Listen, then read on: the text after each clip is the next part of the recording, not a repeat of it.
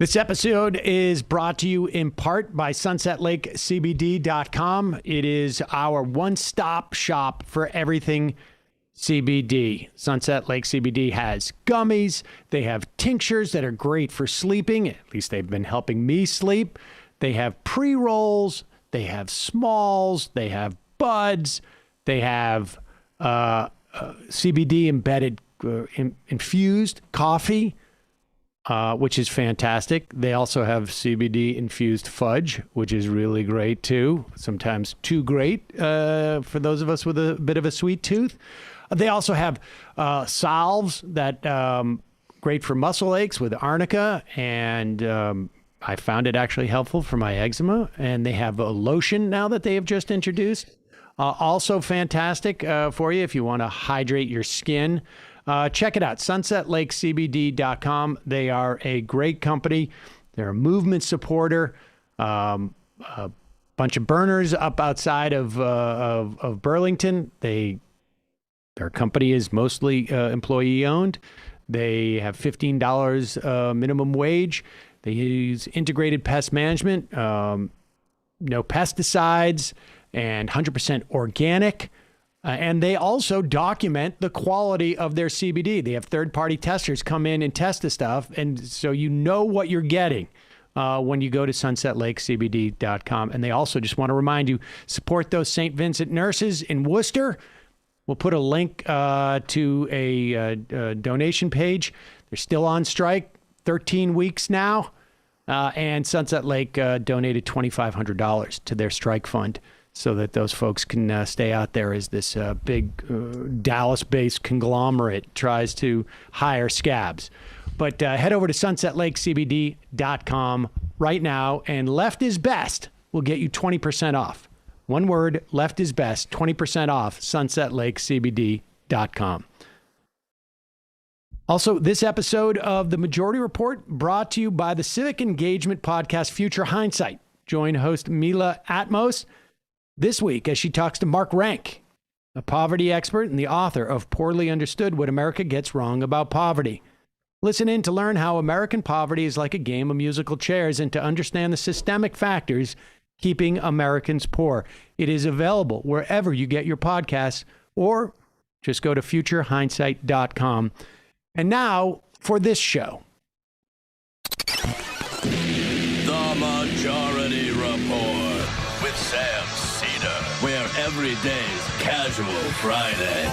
That means Monday is Casual Monday, Tuesday, Casual Tuesday, Wednesday, Casual Hump Day, Thursday, Casual Thurs, that's what we call it, and Friday, Casual Shabbat. The Majority Report with Sam Seder.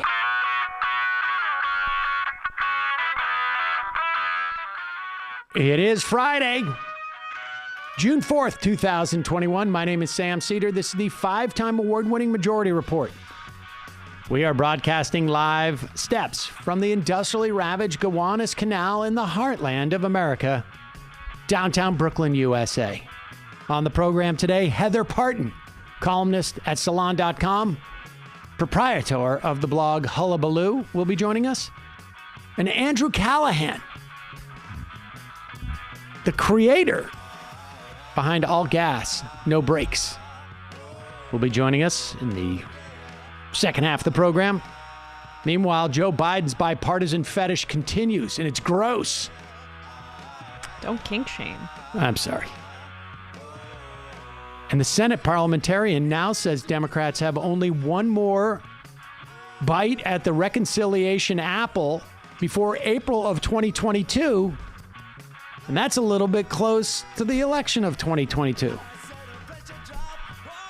Dems tee up this June as the month of failure. Anthony Fauci asked Beijing for medical records of those Wuhan lab workers who got ill in December of 2019. Meanwhile, British study, the Delta COVID variant, the one that's been spreading in India, 50% more transmittable, nearly 3 times more virulent, creates more breakthrough infections than the B117 variant. Meanwhile, DOJ announces it's going to get serious with ransomware.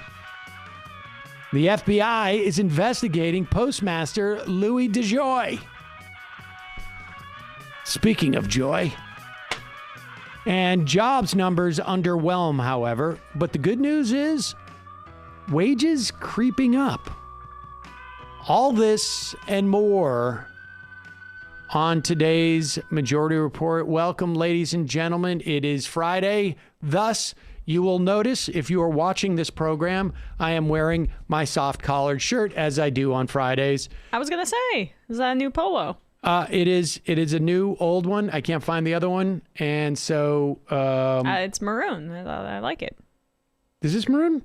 I think so. It started out as sort of like a blue. I don't know. Yikes. Yeah. You know, I don't if I find a shirt I like, I don't stop wearing it. Okay. My son is actually the same way. That I've just realized that too, where I'm like, dude, you can't wear that sweatshirt 4 days in a row. He's like, you do. I was like, practice what you preach, huh? Yeah. Or you're going to be as a do as I say, not as I do kind of parent. I try. Of course. Emma Vigeland here on Casual Friday. Let's get right into this. We got to do this. A little bit of a long clip, but I mean, let's face it. We're living with President Joe Manchin now, and Vice President Kristen Sinema. Exactly. And so when Joe Manchin Secretary speaks, of the Treasury, parliamentarian. Digby and I are going to get into this. There's a lot of moving pieces. We have some. Digby and I have some very highly speculative ideas about what's going on here. But here is Joe Manchin. Boy, oh boy, talk about not being able to give up the ghost. Here's Joe Manchin. He just can't accept the fact that they're just not that into him. Here he is being questioned by Manu Raju on CNN about, are you going to keep pursuing this bipartisanship even after the January 6th commission? What evidence do you have that Mitch McConnell wants to work with you? Last week he blocked a commission bill, and he could have. And you saying that he wants to work with you? That one's dead either. I'm not saying that one's dead either. I was very disappointed. I think it was wrong what he did, and I've said that. He knows how I feel about that. And they looked at it truly as a political. I did not look at political from that standpoint. I looked as our country coming back together. It was totally everything they asked for. It was totally bipartisan. I think Nancy Pelosi was very gracious in what she had offered, basically making it totally bipartisan. Chuck Schumer said, okay, I'll do the same. They were able to come to a disagreement. They were able to have the same staffing levels. Everything was done in the most bipartisan way. And for him... They blocked it because of the filibuster. Well, one person blocked it on that. But the bottom line is we have 7 people, 6 that voted, 7 would. We need 3 more. Let's give it another shot. So you can say you'll never produce a 60-vote threshold. Basically, we're going to make the place work. We're going to make the place. You're not taking that off the table then? We're making it work. We're going to make the place work. You're not reducing the 60-vote threshold off the table? No. We're going to make the place work. I don't know what else I can tell you. And you can't make it work unless the minority has input. You can't disregard a person that's not in the majority. The Senate was never designed that way. And I've said this, if you want to know the workings of the Senate, why do we have 2 senators for every state, small and large? What did our founding fathers, what are they thinking of? They wanted the participation for the smaller, the minority. And a state back then of Delaware or Rhode Island was a very small state compared to New York and Virginia. So he wanted that input, and we want that input. We'll make it work. I know you're got to go in 1 second, but you're also just in the center of so many issues in Washington. One of the issues is you're working on trying to get a voting rights bill passed with Lisa Murkowski. You're working. Let me finish the question. There's no sign that there's actually going to be 60 votes to get that done. Some of your Democratic colleagues say Joe Manchin should agree for an exemption, allow voting rights to pass on a simple majority, change the Senate's filibuster rules to do that. Would you be open to that? I asked everybody, how well did the 2013 nuclear option work when in 2017 they came back and took it off the Supreme Court? That's all. What goes around comes around. So let's work together. That's fine. In other words, what's good for the goose is good for the gander, and fine. You know what else the founding fathers did not do? Allow for elections of senators? Well, they also, the founding fathers did not want senators elected. But you know what they did also do is not put in a filibuster. Yeah. The filibuster has nothing to do with the founding fathers. This is really, it is so aggravating. And, well, you know, Digby and I and Emma, we will talk about our various theories as to what the various players want in this. And I think this new report about what the parliamentarian has ruled over the past couple of days is also playing into this as well. We will get to all of this, but it's simply infuriating. And I don't think there's much leverage that anybody has with Joe Manchin. Well, he decides one day he's going to take an op-ed out in the Washington Post saying he will never, ever make any adjustments to the filibuster. And there he was with Manu Raju, who I think said on Twitter in response to this that he noted that he repeatedly would not take the bait on saying that he would never adjust the filibuster. So, like, the guy is just going where the wind goes on this. And that's why I think the article in the Daily Beast about how Schumer is going to essentially put up as many bills as they can in June, because they're all going to fail, creating some sort of environment that allows for a more, you know, a reluctant Joe Manchin. Yes, Manchin. It pushes Joe Manchin in the direction that the party wants. I mean, cinema, who the hell knows? We'll see. All right. Well, we'll talk more about this in just a moment when we talk to Heather Parton. We'll be right back, folks. Here we go. All right. This one's a little bit better. You know, it's Hello Tushy. I always you got to brace myself a little bit. Yeah. It's a big wind up. We all know what's on the horizon, right? Emma, what is coming up? The summer. Gosh, Father's Day. Oh, right. Father's Day. Well, what are you going to get your dad this year? Have you thought about it? Mm-hmm. Fishing gear? He doesn't fish. Well. Yeah. Gift cards? No, that's not. It's not personal. You know what? I know it's personal. Yes. Your dad deserves something that's going to last him a lifetime of flushes. Refresh your gift game and, well, get your dad a Hello Tushy. Yes. To bring your dad into the future. I bet you your father, if you asked him, I mean, I don't know if you want to have this conversation, but I bet you say, like, have you ever contemplated getting a bidet? He would say, you know what? I probably thought about it, but I wasn't going to make that type of investment. Well, Hello Tushy 3.0 modern bidet attachment. It is stylish. It is eco-friendly. It is super easy to install. Is your dad handy? No. Doesn't need to be. It doesn't need to be at all. All you need to be able to do is like basically turn the screws on the toilet seat. There you go. You don't need any new plumbing. You don't need any electricity.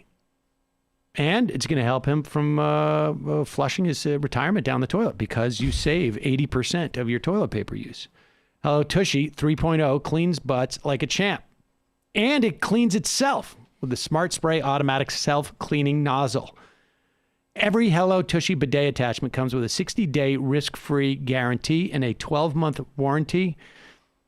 And it will not crush your retirement either, Emma, when you buy your dad a Hello Tushy. You're saying when, like, your retirement savings. Okay. Oh, for me. Yeah.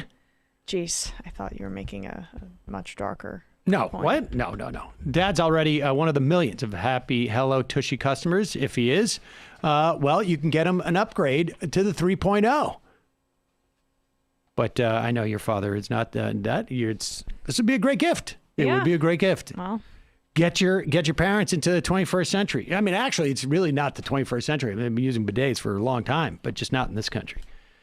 Give the gift of a clean butt. Go to hellotushy.com/majority for 10% off plus free shipping. This is a special offer for our listeners. Go to hellotushy.com/majority for 10% off. hellotushy.com/majority. Folks, I've spoken about this probably too many times over the years, But for an extended period of time in my life, I was not using any deodorant whatsoever because I did not want all the garbage that is in modern day deodorants. Mm-hmm. They got like aluminum. They've got, who knows what else is in there. And some of it's spray. It can't be right. No, it's not good. And, but you don't have to worry about that and not worry about smelling bad because Native has your back. Native cares about the products that you put on your body, and they're all about stopping the stink, the smell, but without stop the stink. Yeah, exactly. You probably already know about Native's legendary aluminum-free deodorant because I've talked about it, but they also have body wash, toothpaste, and their brand new mineral-based sunscreen. Actually, Mile is loving the body wash. Oh, nice. Yep. I'm in the market for a new body wash. Oh, this is one, and it's actually one that I can use too. It's a lime and something else. I can't remember what it is, but it's not. It's a smell that I can handle. Now, Nice. I of course use my scent-free deodorant from Native, but the broad spectrum SPF 30 sunscreen is lightweight. It absorbs quickly. And you can choose between unscented or coconut and pineapple. And this is actually, it is one of the few sunscreens that Saul will let me put on his face. He's very angry when I try and put sunscreen on his face. It's not fun. But the coconut pineapple, he likes the smell of it. Oh, there you go. So he doesn't particularly love it when I do it, but it's easier at least. And it's not heavy, it's not greasy. You can get their deodorant and body wash in amazing scents too, like coconut and vanilla, citrus and herbal musk, lavender and rose, which I would never do, but I understand people like lavender. I love lavender. Yeah, I'm allergic. You can build your own personalized product bundles as well. Mix and match 3 of your favorite scents and keep them on rotation so you got something for every occasion. For me, the big win for Native is I just don't want to put that crap into my system, and it keeps me smelling not stinky. I don't think I haven't noticed that you stink, so there you go. Thank you very much. That's a nice thing to say. Stay fresh, stay clean with Native by going to nativedeo.com/majority report, or you can use the promo code majority report at checkout. You get 20% off your first order. That's nativedeo.com/majority report, or just use the promo code majority report at checkout for 20% off your first order. And lastly, regardless of who you are, you should have the right to express yourself freely. Sadly, of course, we got big tech monopoly. They've opted for silencing tactics and censorship, et cetera, et cetera. Well, you can fight back against big tech's control of the internet with ExpressVPN. I don't know if you folks use a VPN. I use one. I use ExpressVPN for a bunch of reasons. One, makes it much harder for them to build a profile on you and sell off your data. It makes it harder for them to track what you're searching. Also gives you the opportunity, if you're looking at a streaming service, you want to use one that is not from this country, you can do that too. All sorts of reasons why you might want to prevent your ISPs, your big tech, all of it. Give yourself some measure of privacy and, frankly, security as you're online. When you use the ExpressVPN app on your computer or phone, you anonymize much of your online presence by hiding your IP address. ExpressVPN encrypts 100% of your network data, and it protects you from eavesdroppers and cyber criminals. And it's easy to use. Just takes one click to protect all your devices. Super easy. That's why ExpressVPN is rated #1 by CNET and Wired. Doesn't get much better than that, folks. Revoke big tech's right to your data. Secure your internet with the VPN I trust.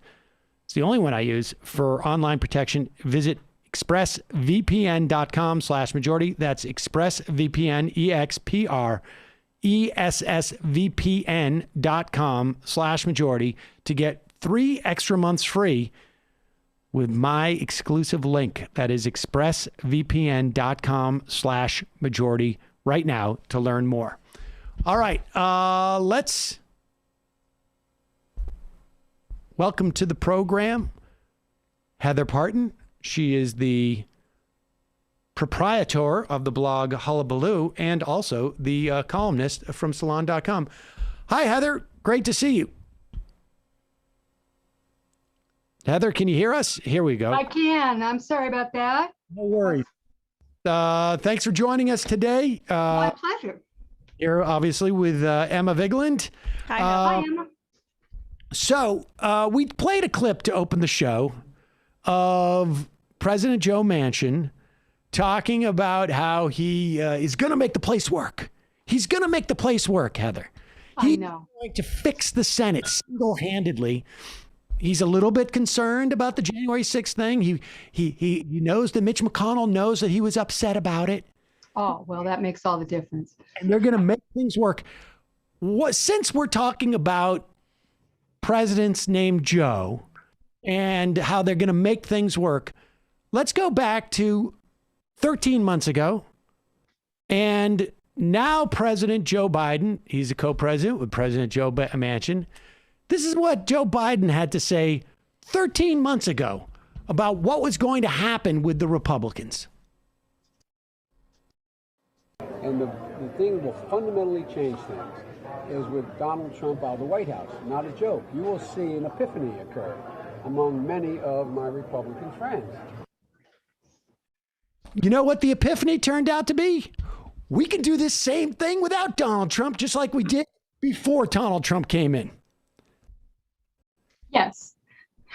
I mean, the only upside, right? And you and I talked about this. Every time there was an election, Barack Obama would say, if the Republicans lose, the fever's going to break. But if they win, the fever's going to break too, because they're going to have the responsibility. And of course, it didn't happen. Now, at the very least, the good news is, I guess, Joe Biden's not saying that. Joe Biden is sort of taking a different tack, but it doesn't seem to be working at this point, does it? No, nothing's going to work as far as changing the Republicans because, somehow or another, they're going to wake up one morning and decide that, golly, we need to govern here in the country, the democracy's at stake, and we've got to do the right thing. That just isn't in their, they've convinced themselves that doing the right thing is doing everything in their power to stop the Democrats from doing anything. That is what they perceive to be doing the right thing in the Congress. Now, in the broader, Republican world, the Trump cult and the rest, they have an even more nefarious agenda, which is being supported by all those people in the GOP establishment, which is to basically destroy democracy altogether. They're doing that in the states, and part of that is stopping any kind of voting reform or any kind of legislation that might prevent those states from doing that stuff. But yes, and the thing is, Sam, you and I talked about this, and I wrote about it for Salon this morning. They've been doing this a long time. This is not a Donald Trump initiative. The whole thing about the congressional obstructionism, it isn't even really about Mitch McConnell, although he's been in on it from the very beginning. I wrote about, look, you go back to the 90s, and you always had these Democrats from red states. People in those days, it was a guy named David Boren from Oklahoma. There was another one, Bob Kerrey from Kansas. I don't know if you remember him. They were playing the Manchin role then. Now you go to the Obama years. We had a guy named Ben Nelson. We had a woman named Blanche Lincoln, also from red states. And then we had the uber Democratic pain in the neck, Joe Lieberman, who had a personal vendetta against the Democratic Party because he felt they didn't treat him right. And they play this role of being these, the so-called mavericks in the party who want to preserve the institution, and they don't want to let all the hippies and the crazies and the left-wing extremists and Antifa and whoever else they've got on their list of left-wing enemies. They don't want to let them have their way. So they work with the Republicans to do this. And there's a structural element to this. the U.S. Senate is an undemocratic institution, and it was set up as an undemocratic institution. Originally, back the founders set it up that people didn't even vote for the members of the Senate. It was voted for in the state legislatures.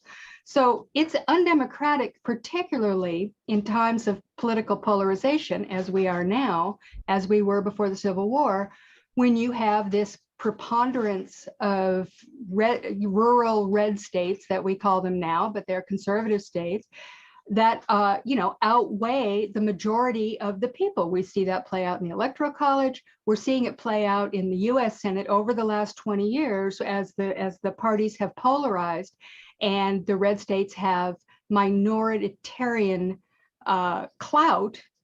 This isn't, the filibuster will help. Getting rid of the filibuster will help, because that is an undemocratic tool that's been, it's a relic of Jim Crow.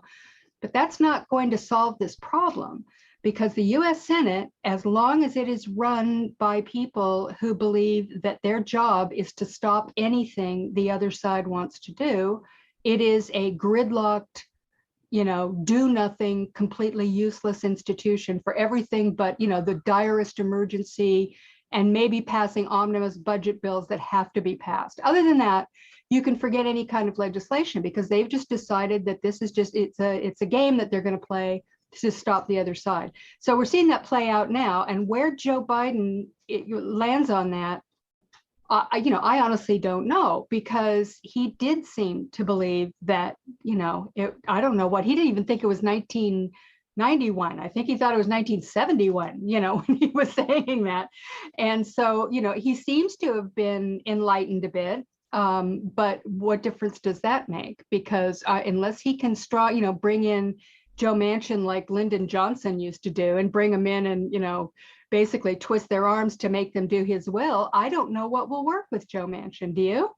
Well, that's really the problem here, right? And we'll get into what the sort of what appears to be the strategy, but I don't see what kind of leverage Joe Biden has, or frankly any Democrat has, with Joe Manchin.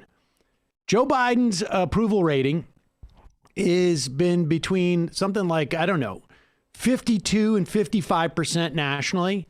It is 25% in West Virginia. It has not budged an inch since he's become president. The stimulus, all the payments, nothing, none of it. It's narrowed, it crept up to 25%, through the campaign. They liked him a little bit more, but he has no leverage. It's not like, I think we said this maybe, a couple of weeks ago.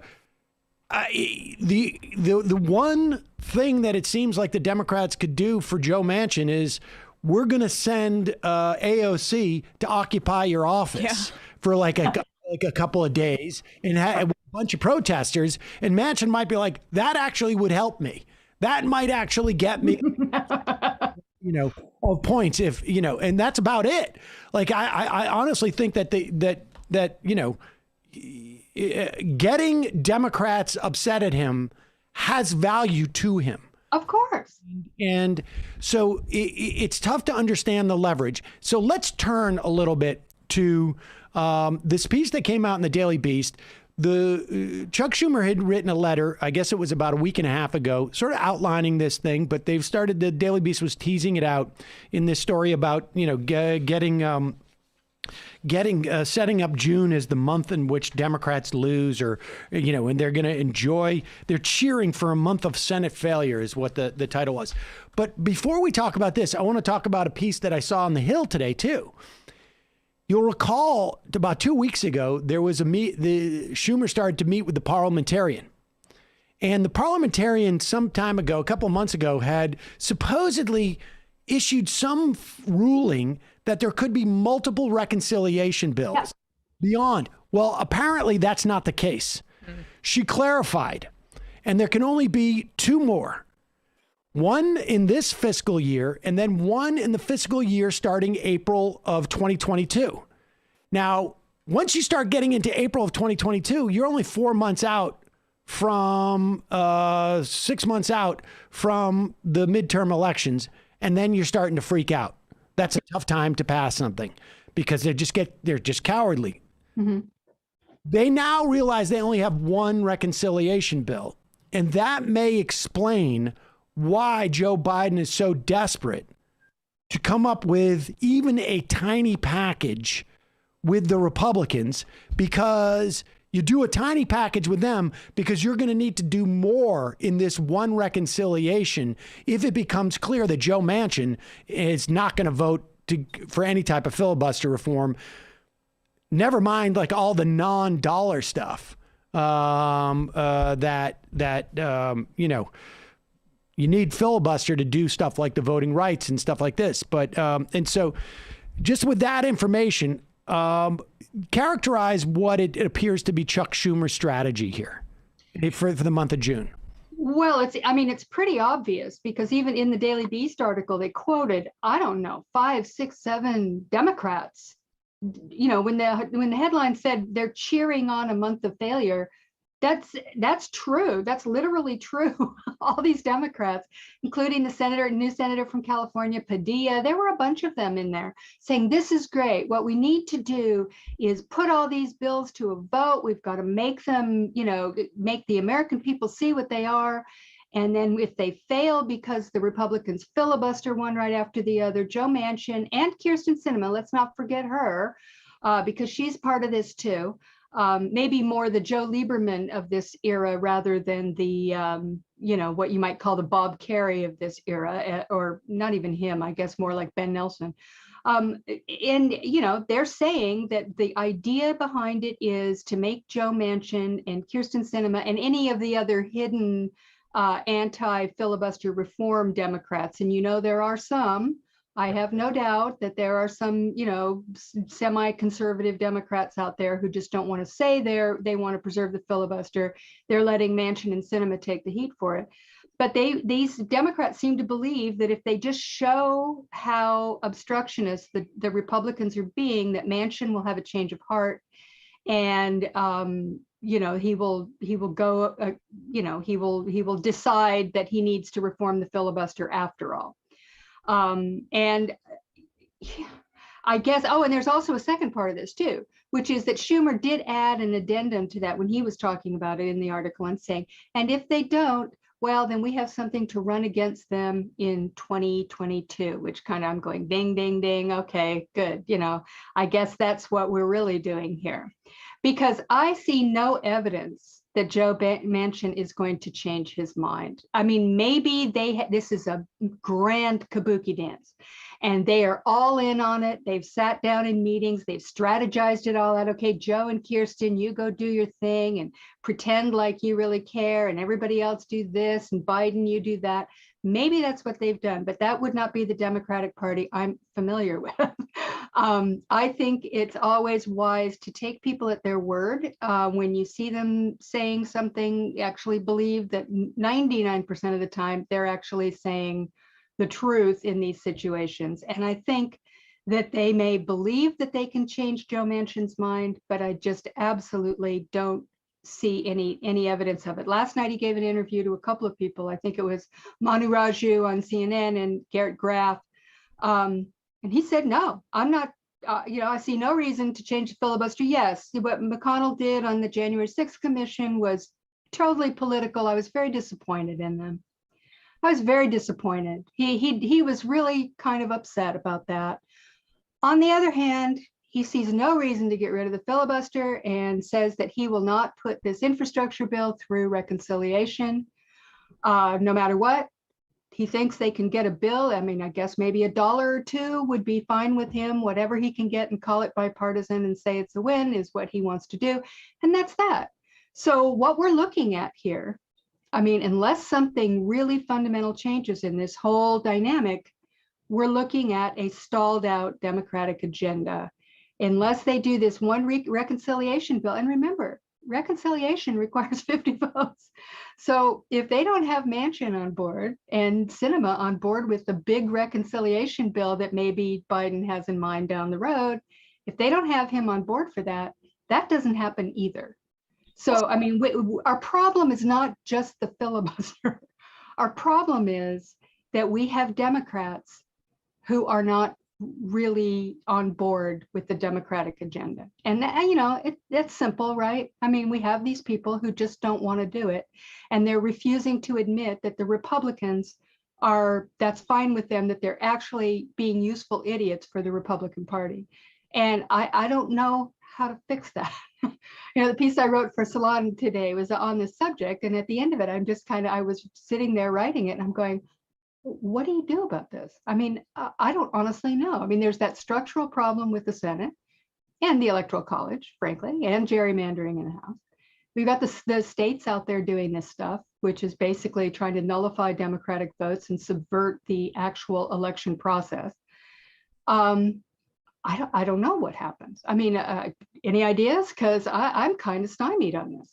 Well, I'm not necessarily, you know, convinced that Manchin, if this, you know, the most optimistic take about what's happening with Biden right now is that he's essentially trying to demonstrate to Joe Manchin that the Republicans won't agree to anything, even after cutting the $2.2 trillion proposal to $1 trillion and like creating a corporate tax floor of 15% as opposed to the tax increase, which is, you know, maddening. But if that's some sort of exercise, I'm on board. But what worries me more than even Manchin, because Manchin before was saying, "Oh, I'm down for $4 trillion in infrastructure." Right. But yeah, that could have been a lie. But I think infrastructure is a decent issue for him when it comes to, you know, bringing significant, I think, not prosperity, but infrastructure to his state. The person that's worrying me most right now is Joe Biden, like with these reports that he's calling Larry Summers and saying, why are you criticizing me? And thinking that that's somebody who is going to give him sound advice in any way, shape, or form. And I'm when you read about the kind of way Biden leads, which is just having all of these opinions and taking a really long time to make a choice, I'm concerned that he's kind of regressing into back to what we saw, his traditional mode, and these Larry Summers stories percolating. It's concerning me. I don't, not necessarily a counterpoint to that, but he did say the other day that was interesting. This is and reportedly that conversation he had with Summers was like 6 weeks ago. Maybe there's been more since then. I don't know why it's coming out now, because maybe there's somebody in the White House who feels like Summers is having an outsized influence, which I wouldn't doubt. He did say, I guess it was just, what was it, a week ago? I don't know. I had time. I have no ability anymore. Where he said, look, it's okay for wages to go up, which is a big deal. I mean, it's a big deal insofar as, you know, we have had an establishment in this country who has been, you know, they'll talk about jobs, but when it comes to wages, they're like, whoa, whoa, whoa, whoa, whoa. If we start to see inflation creep up, and everybody should understand, when they start panicking about inflation, what they're also panicking about is wages going up. Absolutely. And so the boogeyman is out there. Is like, it's going to cost you a lot for gas. It's going to cost you a lot for food. What they're really worried about is it's going to cost a lot for labor. Mm-hmm. And we're seeing some of that now because, to a certain extent, people are like, they're more reluctant to go back to work still, in part because, I mean, I know just in my own, you know, life, I don't have childcare, the same type of childcare I had pre-COVID. I just, you know, like I've gotten disconnected from, you know, the stable of babysitters that we had, you know, that we would call on. Oh, you know, Janet can't do it. Whatever, we'll do. You know, we'll get billed. We don't have the stable of babysitters anymore. We don't have the same childcare situations. People after, you know, a year and a half are going like, I'm not going back into that crappy job I had. Or it's, or they're not there. Or I'm worried about COVID. Well, the thing is that, you know, a lot of businesses, I think, are trying to ramp up and go from 0 to 60 because all of a sudden, you know, this came much quicker, I think, than anybody thought. I mean, you know, when 6 months ago or 4 months ago when Joe Biden was saying, like, I want to get 70% vaccination by July 4th. I want us to be able to go out and go to July 4th. Well, here it is, the beginning of June. And in the hardest hit places in the country, we've been basically, half mask off for 2 or 3 weeks. This is moving quicker than I think a lot of people anticipate. But so, I don't know if Joe Biden's even operating with a plan right now, but I do think that this latest sort of machination by the parliamentarian. Now, of course, the other thing that is just incredibly frustrating is that, Digby, you remember the Republicans fired the parliamentarian. I know. And now would have been the time to fire the parliamentarian right now when no one's paying attention. Yep. You can fire the parliamentarian 5 times and no one's going to be reporting on it, except for like in The Hill, which the only people that read The Hill are like the 3 of us. And, I don't even read it that much. Right. And so, the Democrats they're sort of like backing into this on some level. Now, one of the things that, Digby, in some of our conversations, we have speculated that maybe this month of losing in June is also about, it's clearly performative. Like you said, Chuck Schumer to be able to go and run on what the Republicans, and no one's going to care. I'm sorry. This is just sort of silly. It's ridiculous. It is a complete misreading of what's going on with I imagine there was an era of American politics where people were voting on these type of things. And it might be important to maybe the base of the Democratic Party to see Democrats make an effort on this, and it's good. And it also sort of puts them on the record. But I also think that what we're watching is possibly a clearing of the decks of all the bills that Joe Manchin has an issue with, let's say. So Joe Manchin's already said, I don't like S1. That goes too far. Probably because there's provisions in there that make you reveal where you're getting your money from and ethics provisions. I don't know, but he said he's more interested in the John Lewis voting bill, which is more narrowly tailored to voting, as opposed to sort of like good government that is in S1. The Equality Act, he's also a little nervous about. And that also happens to be one that they're going to be putting up in June. So you let Joe Manchin avoid taking the hard votes on these bills because they're all going to die by the hand of the filibuster. The actual vote on the bill is never going to happen. Right. He's going to vote for the motion to proceed. He's not going to have to vote on these bills that he doesn't want to vote against. But he also is not going to have to vote for them. And then maybe June clears out all the stuff that Joe Manchin has an issue with. And I would say maybe they throw in like, maybe Chuck Schumer's going around going like, what vote don't you want to take, guys? Right. Everybody gets to say like, well, I don't want to vote for the raising of the taxes. And I don't want to vote for, the PRO Act, although I noticed that's not on the docket, but maybe it will be. And they're going to use this as a way of getting all of the possible legislation that Democrats, specific ones are like, I don't want to vote on that one. I don't want to vote on this one. Great. Let's put it all up there. We'll let the Republicans obstruct it. We will use the filibuster what it really is for, which is to prevent people from taking tough votes. And then we'll see what happens. I don't know. I mean, I just, it's conjecture here, but it's really hard to figure out, like, I want to be able to tell people listening to us, say, like, call your senator and pressure them to do this, or there needs to be organizing, or people need to start to protest out in front of Joe Manchin's house.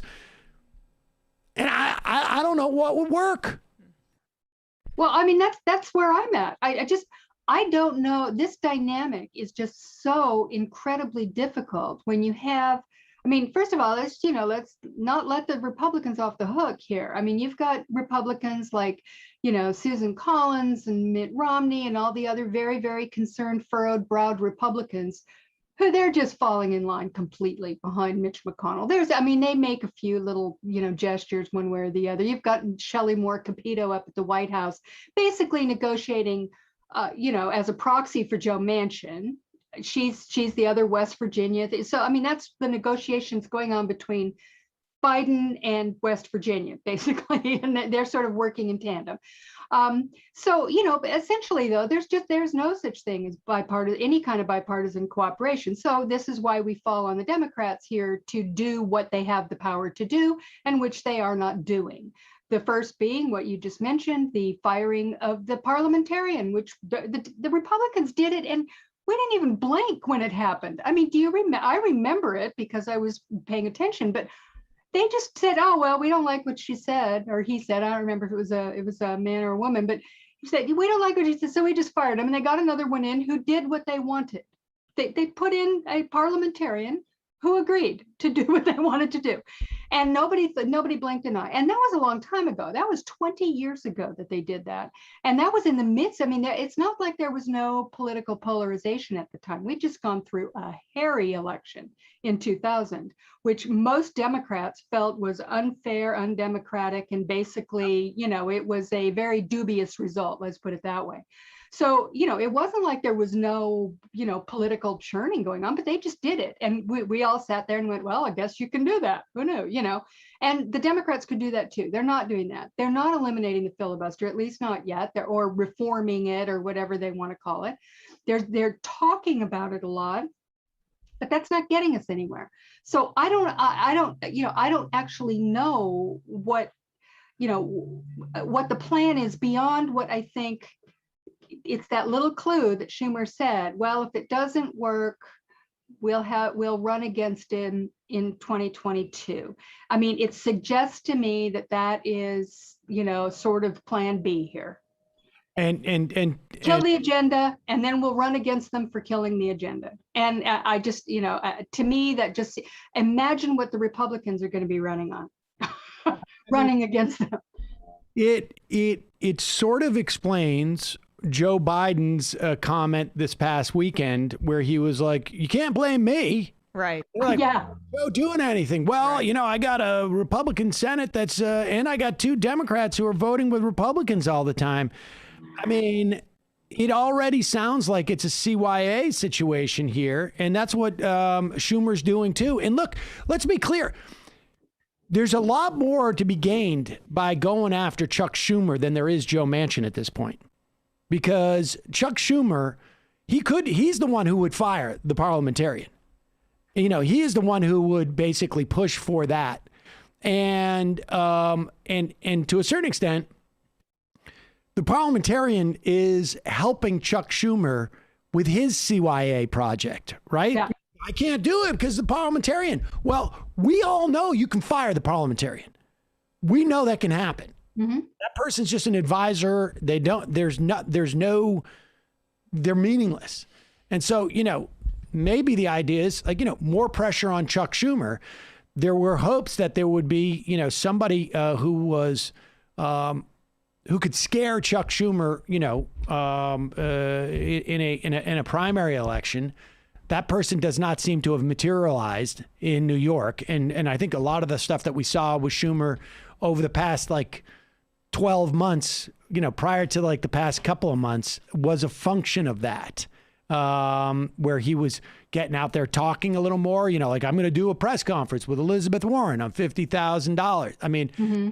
Where's that, by the way? Yeah. I guess, the big question is, if all of this falls apart, if the loser palooza that they're going to be pulling and ends up being just a loser palooza, that well, we could have done all these things if you had given us what seats are the Democrats going to get in the Senate in 2022. Then we could have passed it. I think maybe Joe Biden starts using the pen a little bit more for executive orders, but I don't know. I don't see any indication of that, and there doesn't seem to be a plan here.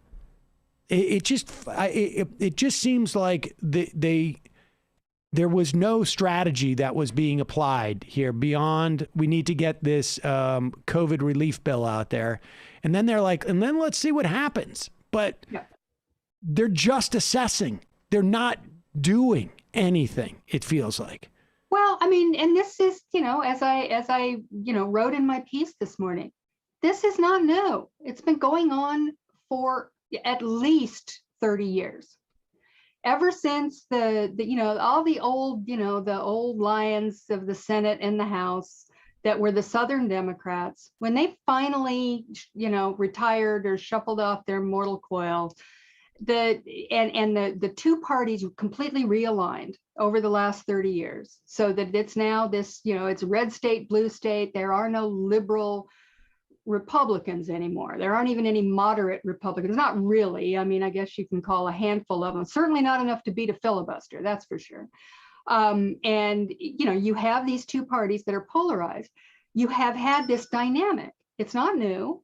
And Joe Manchin didn't invent it. He's playing a role that is an existing role in the Democratic Party and has been for a long time.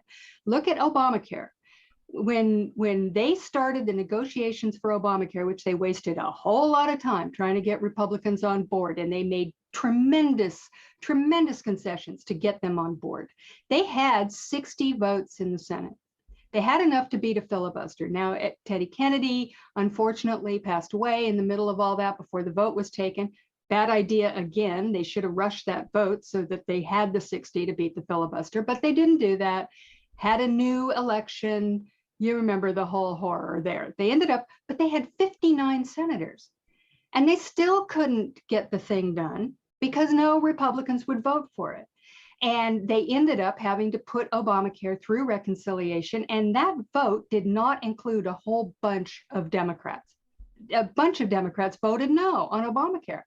And a lot of them lost their seats in 2010, which has traumatized the whole party because, oh no, that was just the worst thing that could have happened. And this dynamic just continues over and over again. The Democrats have never figured out how to deal with this. They don't know how to deal with it. And I'm at a point where I honestly think that there has to be some kind of serious arm twisting. People like Joe Manchin have things that they care about.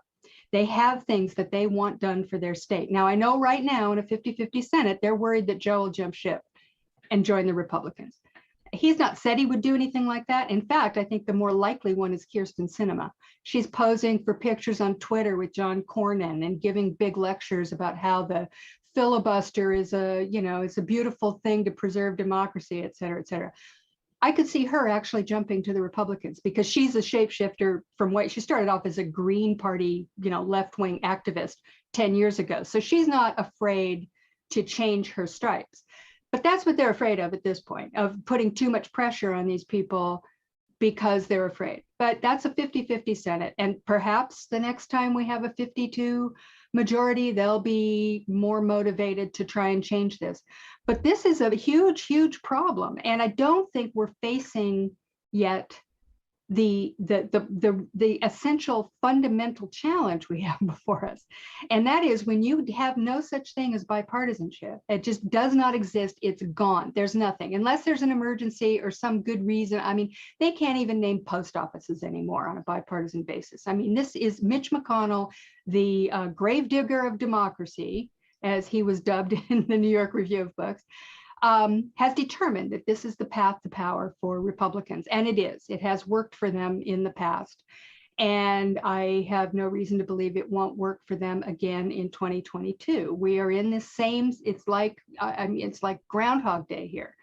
And we all think it's new because of Donald Trump and because they've gone crazy and there's mass hysteria on the right and there's the threat of insurrection and violence, which, by the way, has also always been underlying all of this. I mean, the worst domestic terrorist attack in history happened in the 90s when Tim McVeigh blew up the Oklahoma Federal Building.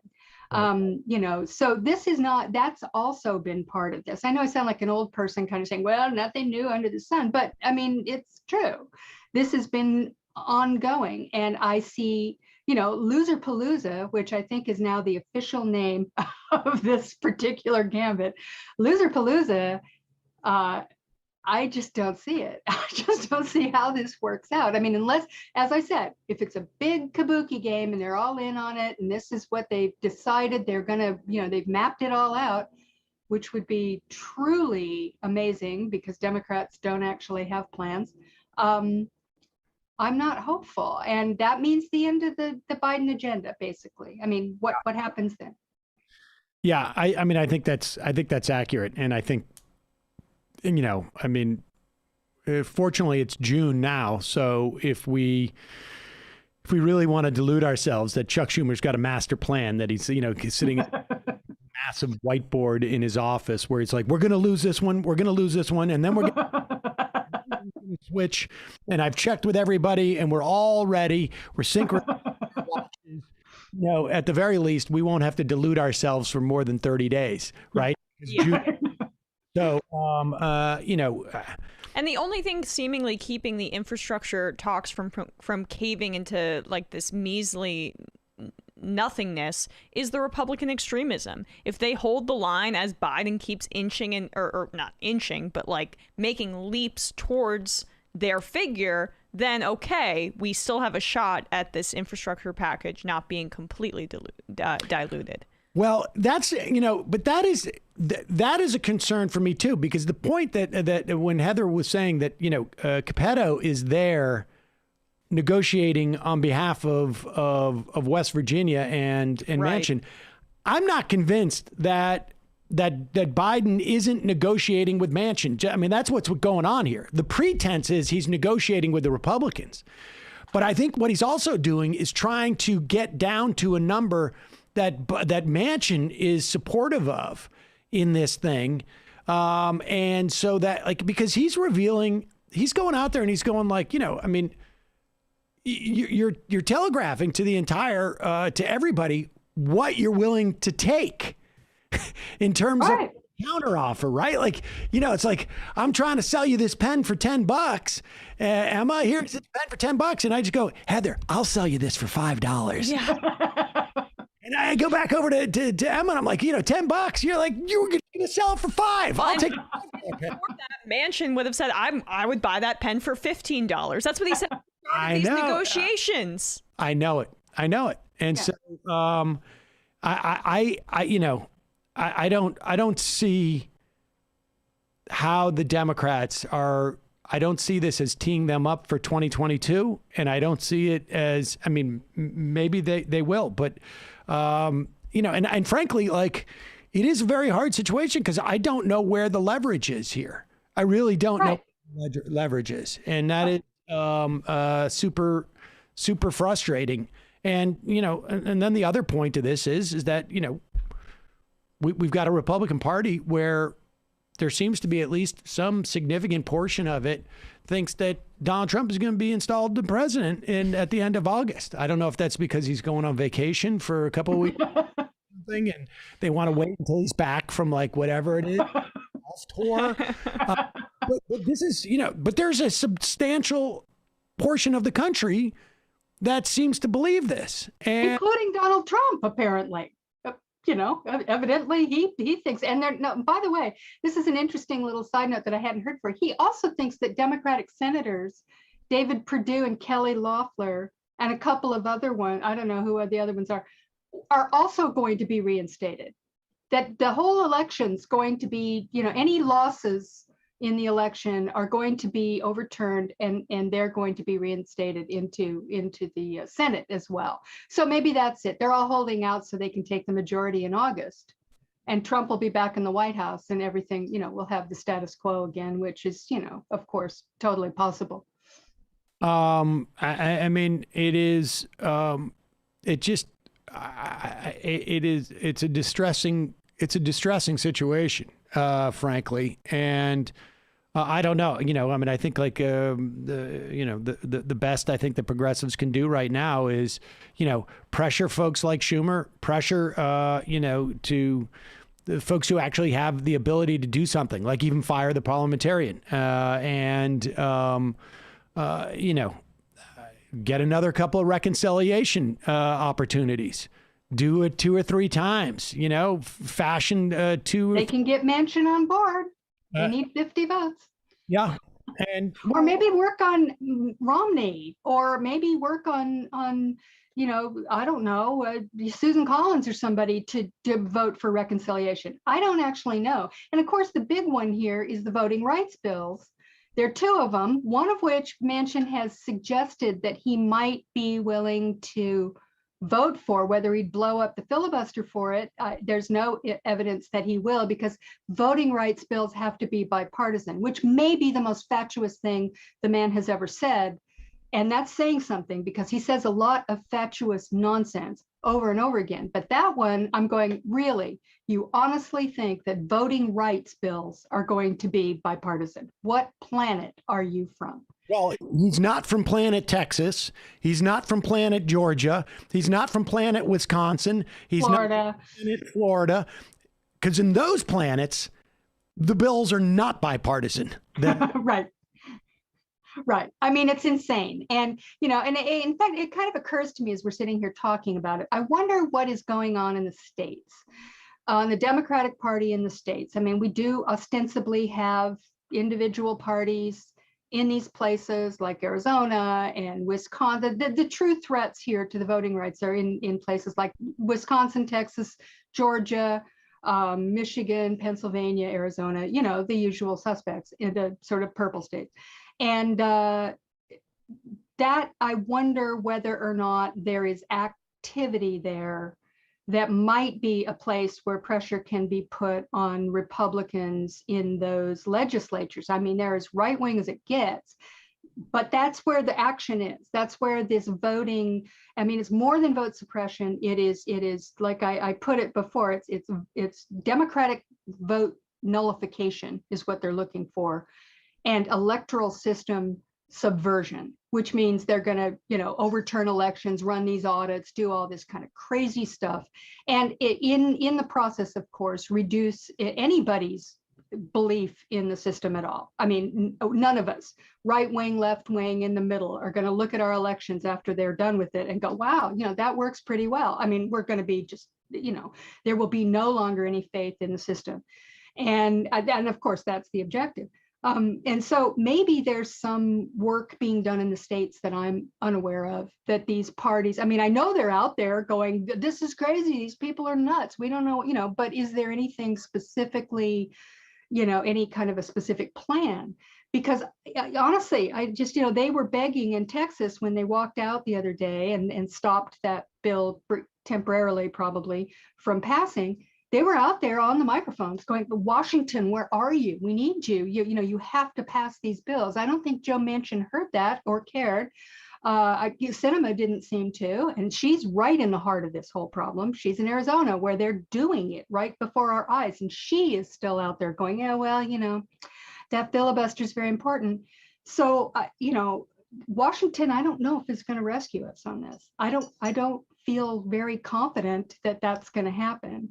And I'm not sure that the bills are going to address the problem directly anyway. They're important for a million reasons, but are they going to be able to stop this? Because I don't know that they will. So, this is a really thorny problem, really, really thorny, and it's getting worse every day. They've gone crazy on the right, and the Democrats are once again seem flummoxed in the face of Republican extremism.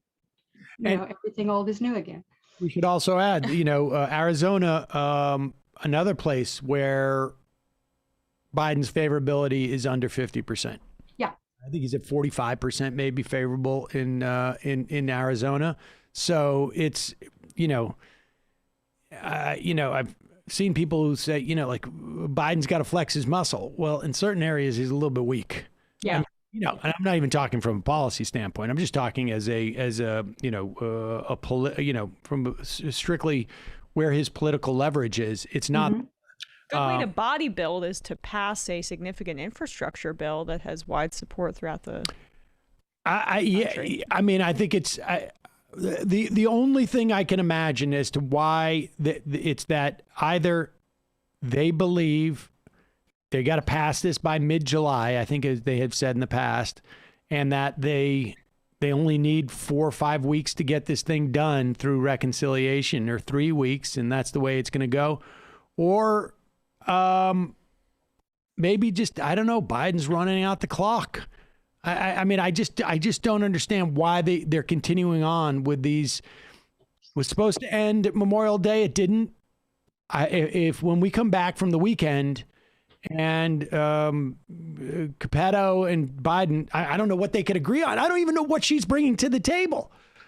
Like less and less money. She's bringing less and less money. Now, it is possible. I mean, it occurs to me. I mean, I think Emma's right that they are banking on the infrastructure bill to be this, big win, whether it's through reconciliation or through some kind of bipartisan agreement, which may consist of being, I mean, maybe what we're really looking at here is the Republican deal.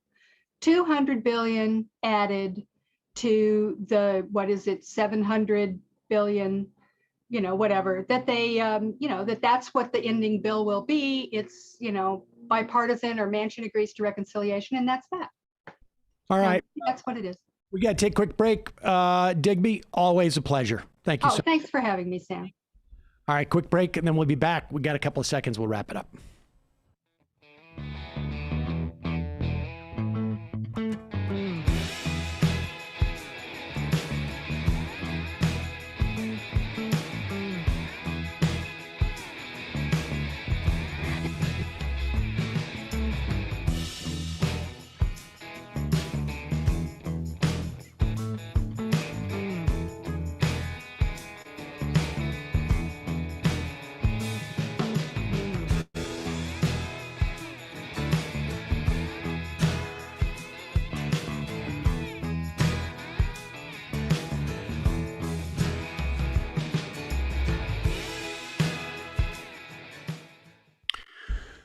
So maybe we'll see. Maybe Monday, Joe Biden will say, we gave it a good try, man, and it's over. And so we will get on to the business of seeing where we go with reconciliation. Joe Manchin's going to have to say yes to something at one point, I think. Maybe. We'll see. But in the meantime, if you are leaving us and you're watching us on Peacock, have a wonderful weekend. Well said. We'll see you then. And if you are watching us on any of the other multitude of platforms that you could be listening to audio streaming, you could be listening by a podcast hours from the very moment that I'm saying these words, or maybe you're seeing us on YouTube. The Discord? The Discord, maybe? Why did you say that like you were just like because I doubted walking myself onto some type of like pond that was like frozen? You weren't sure it was. Well, we don't technically stream to the Discord. This is why I was surprise. Yeah, I didn't get it. And we are hopefully we'll be talking to Andrew Callaghan in just a moment, but haven't caught up with him yet. Let's play this clip. So we're all wondering the election is going to be reversed in August, which is always like the typical time that you have elections in the United States reversed. I mean, to a certain extent, this has got to be about Trump trying to recapture the fire. He shut down his blog after 25 days. I think it was 29. Please give him credit. 29 days of blogging. Maybe he got tired of blogging, but maybe it was also like nobody's reading it, which nobody was reading. That's what the reporting was. He was frustrated that the blog didn't have. Yeah, how come nobody's reading? It's no hullabaloo, I gotta say. Well, and there's a good argument. What happens in terms of like deplatforming? Here is, shout out to Twitch. But here is Lara Trump on Fox and Friends. Apparently she's out of the loop. Oh. Carolina. What about this story that President Trump is thinking that he's going to be placed into office in August? Is that true? Has he mentioned that to you? Because I think 24 hours a day, other networks are running with that story. Well, I think you should take a look at who those networks are and who is pushing that story out. As far as I know, there are no plans for Donald Trump to be in the White House in August. Maybe there's something I don't know, Brian, but no, I think that is a lot of folks getting a little worked up about something just because maybe there wasn't enough pushback, from the Republican side. So no, I have not heard any plans for Donald Trump to be installed in the White House in August. You just blew up all their programming for the next 72 hours. Laura, thanks. Sorry, guys. It's okay. No, she doesn't know anything. She's not in the know. She's the wife of Eric, right? I mean, please. Eric's not in on it. Eric's not in on the plans. He's got a tight circle of Sidney Powell, Rudy Giuliani, and then maybe Don Jr. can come in all coked out and such. I will bet you. I don't know what we could bet, but I will bet you, I don't know, the rest of those almonds that you got over there. It's a very small amount. Look at this, guys. Yeah, well, I'm not going full hog here, but that you noticed that when she responded, there are no plans for Donald Trump to be installed in August. And when she said it a second time, there are no plans for Donald Trump to be installed in August. Whatever it's going to be on, 8chan, 4chan, wherever they're doing Q these days. Mm-hmm. Now it's B, apparently. B? Q has been replaced with B? I'm derailing your train of thought. I'll say this in a little bit. I'm quite convinced what they're going to say is, of course not. Whatever the mechanism happens in August, he gets installed in September. Mm-hmm. That's why she didn't say. She could have said, there are no plans for Donald Trump to be installed into the presidency. Or she could have said something like, well, that's ridiculous. He lost the election. Yes. Right? Like that's one way of, if you wanted to really didn't want that speculation out there, you'd say, that's ridiculous. He didn't win the election. He's not the president. He may run again in 2024, but no, she didn't do that. She just said, not going to be installed in August. Yeah, right. Well, I mean, she played it both ways there, but I think what they're going to try to do is they're going to keep pushing the deadline for his installation, implantation into the White House, into the Oval Office, into, September, November 2022. They're going to keep riding that wave through the midterms just to keep him relevant. And also, I mean, Mitch McConnell's like, sure, if we're going to stir up some of this Q energy, I'm all for it. Yeah, they'll use it. No doubt. You lose it or use it or lose it is basically what it comes down to. All right. Especially if he doesn't have a Twitter account. Yeah, I think, it's, we'll see. All right, let's keep on with the show. I guess we should, head into the fun half. Sure. Let's do that. We will take some phone calls. Hopefully we'll have Andrew Callaghan later, but right now we seem to be having some technical difficulties in that regard. We'll take a quick break, head into the fun half. The number 646-257-3920. We will take your IMs and your phone calls, and we will see you in just a moment. Just pitch, you should become a member of the show. Oh. Why didn't you remind me? Folks, in addition to hitting the subscribe and like button on YouTube, or giving us, a share on Twitch, become a member of this program. Your support makes this show possible. You can become a member at jointhemajorityreport.com. Don't forget also justcoffee.coop, fair trade coffee, tea, or chocolate. Use the coupon code majority. Get 10% off. Share our interviews, our clips, whatever it is. All of it helps. And give us a review on iTunes. Why not? All of it's poggers. All of it's poggers. It's all pogging away. Don't forget, check out Nomi's show, youtube.com/The Nomiki Show. It is Femme Friday. It is Femme Friday. Check that out. Also,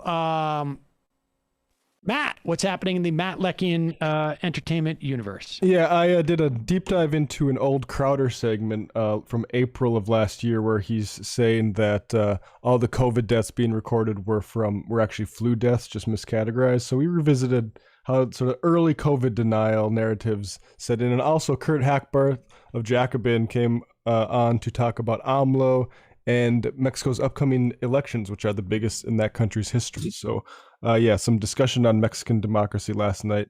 Patreon.com/leftreckoning, but go check out the YouTube show, folks. Check it out. We will see you in the fun half.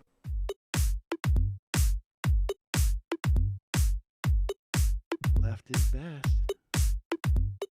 Jamie and I may have a disagreement. Yeah, you can't just say whatever you want about people just because you're rich. I have an absolute right to mock them on YouTube. He's up there buggy whipping like he's the boss. I am not your employer. You know, I'm tired of the negativity. I'm sorry. I didn't mean to upset you. You're nervous?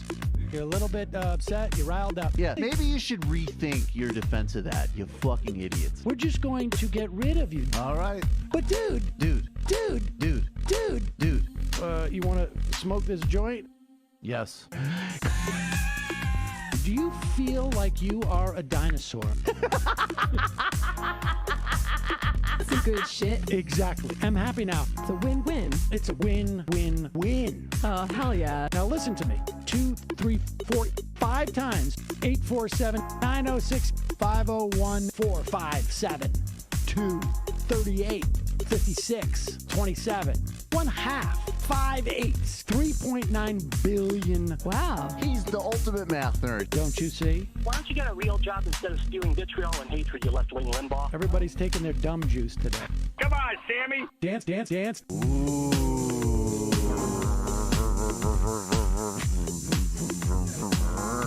Rand Paul. I had my first post-coital scene with a woman. I'm hoping to add more moves to my repertoire. All I have is the dip and the swirl. Fine, we can double dip. Yes, this is a perfect moment. No. Wait, what? You make under $1 million a year. You're scum. You're nothing. Excuse me? Fuck you, you fucking liberal elite. I think you belong in jail. Thank you for saying that, Sam. You're a horrible, despicable person. All right, gonna take a quick break. I want to take a moment to talk to some of the libertarians out there. Take whatever vehicle you want to drive to the library. What you're talking about is jibber jabber. Classic. I'm feeling more chill already. Good. Donald Trump can kiss all of our asses. Hey, Sam. Hey, Andy. You guys ready to do some evil? Hitler was such an idiot. That guy might be a Nazi. Agreed. No. Death to America. You. Yes. Wow. Wow, that's weird. No way! Unbelievable. This guy's got a really good hook. Throw our hands up. Ooh. Wow. But Sam, I gotta get off. No worries. Let's. I want to just flesh this out a little bit. I mean, look, it's a free speech issue. If you don't like me, Hey, shut up! Thank you for calling into the Majority Report. Sam will be with you shortly. Back. we are back. It is the fun half, ladies and gentlemen. What did we make the bet? Oh, we did about the almonds. Did you accept the bet? I don't even know what you're talking about. Did you eat some of those almonds? Mm-hmm.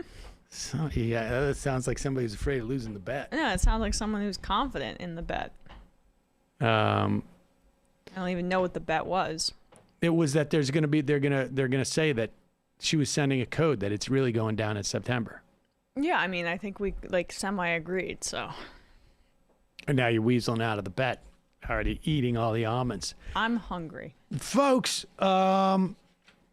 This was a fun moment. Fox the Five. They've been making a big deal about Fauci's emails. They love email scandals. I mean, the amount I don't care about Fauci's emails, it's difficult for me to describe. I don't understand what the theory is that Fauci was saying one thing in public and saying different things in private. This is all about the lab leak theory that people discounted that it was a reality, and Fauci must have had some involvement in covering up the lab leak. I mean, that's what they're trying to stir up, I think. Yeah, And it's like the hockey stick graph in the Climate Gate emails thing. It's just, yeah. Well, Right. but it's even more egregious their attempts here. And I'm not I'm not defending every decision that Fauci and others made during this time at all. You've described yourself as a Fauci stan. I am. I have a huge poster of Fauci in my right over my bed, actually. Yeah, I mean, the Fauci criticism should come from the left. This is a guy who I think predicted 100,000 to 240,000 deaths in the midst of all those models coming out saying it could be close to 1 million, 2 million. And I think that might have been political. Like, I think that you could criticize Fauci for wanting to keep his job a little bit too much. Yeah. I mean, I think, the question is like, in that debate, I think you could have about a lot of people who said that, but who did stuff during there. But just the job of public health, the idea that you would say the same thing in private that you would say in public. I mean, honestly, I think, if you are in any way a thoughtful person, you understand that there are certain circumstances. Like, I mean, look, let's be honest. I mean, everything I say in private, I don't say necessarily publicly on this show. There's some speculations I have about stuff that I think is just like irresponsible. I can't think of them off the top of my head, but I mean, you just don't do that. Because you want to be able to back it up. If you're a public health, official, you may err on the side of too much caution, let's say, or you may err on the side of like, we're going to need more evidence for this before we go public with it. Because you're a public health official, and ultimately, your job is to try and help society in a time of crisis. So you don't come out and say, and look, and without maybe articulate like, we don't know much about this. It's a novel coronavirus. I mean, they had in January, and I had talked to David Wallace Wells about this on the other Peacock show. They did 26 computer generated models about where the infection rate would be 14 days out, 2 weeks out. And only 2 of them had it dropping by 5% from like late January into mid-February. But that's exactly what happened. 95% of their models were completely wrong. And it's just, there's only so much information you have. Now, I think they could have been overly cautious by saying people should wear masks earlier, that it's okay for you to wear well, that was his most egregious. A face covering, as opposed to saying you don't need to wear masks. But I remember, watching ER doctors on, videos that we were passing around where they're going like, you don't have to worry about the air. What you really have to worry about is touch. It's really bad. I mean, like the whole guy went through the whole thing. He's a doctor. He's not trying to put out disinformation. They just were wrong. Even in Fauci's emails, he mentions hydroxychloroquine, which is getting a lot of attention. But the thing about hydroxychloroquine is there is a plausible mechanism that it could have done something. But there's a reason you don't hear about it now. It's because subsequent study proved that it didn't actually do what people were hoping it did. Yeah, and there's people that are weaponizing that uncertainty. Sorry, Matt. Yeah, I mean, that was the responsible thing to do, was to explore if hydroxychloroquine was going to be a viable treatment. Of course. All right. Anyways, let's turn into Fox, the Five. They are drawing some rather broad conclusions from the Fauci email dump. And incidentally, we should remind you, this is from a Freedom of Information Act.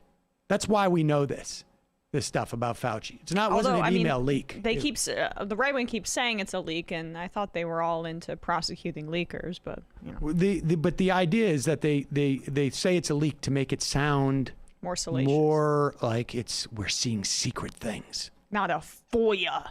Right. We're going to impeach Obama.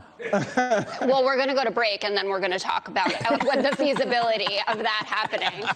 Before we go to break, though, I'm going to add that I think any Medicare for all, any government-run health care is now dead, because you look at Tony Fauci, and who would want some spotlight-seeking, power-hungry career bureaucrat who's some fame floozy deciding who gets to live and people who without dies. insurance would still prefer that. No, they wouldn't. No, that's the emergency room, Jessica, please. We all have health care in this country. Up next, America under attack. All right, so I can decipher this for you. She dead. Well, first off, yeah, Medicare for all is dead because who would want Fauci? Well, you should ask the people who have Medicare right now if they want their Medicare, if they like their Medicare, if they're worried about Anthony Fauci, who has nothing to do with the providing health insurance for the 45 to 50 million people who get it right now through Medicare. Never mind the other 40 million who get it through Medicaid. But everyone has health care in this country, just not the 30 million Americans that don't. Everyone has health insurance in this country if it's okay to go to the emergency room for even preventative care. Did. I mean, that is, and then they had that weak-kneed Democrat on there, or whatever, their token liberal. I think, this is... But it gives away the game as to what's going on here. Anthony Fauci, love him or hate him, the idea that this is an argument as to why you don't want government involved in things is simply absurd. Particularly, the vaccine rollout has been pretty stunning. And the success that our government has had in getting everyone vaccinated has been pretty stunning. And but they want a Monday morning quarterback it and we found in this email something where he didn't end up panning out, or he was wrong, and then this proves that government in general is a lie. La-di-da. But that gives away the game. The attack on Fauci is not just a question of we don't like this guy because he's like a bad celebrity. The attack on Fauci is a proxy to attack the idea that government can actually do something.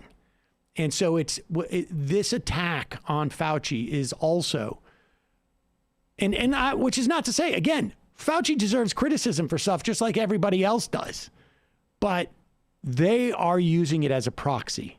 If you can get from Fauci is is exactly why you don't want health care for all in this country, then what the game is up right there. That's the jig, as it were. The game is dead. That was just I want to clip that. You want as a drop? Mm-hmm. Just for my everyday life, I think the soundboard's a little fixed. Let's go to the IMs, shall we?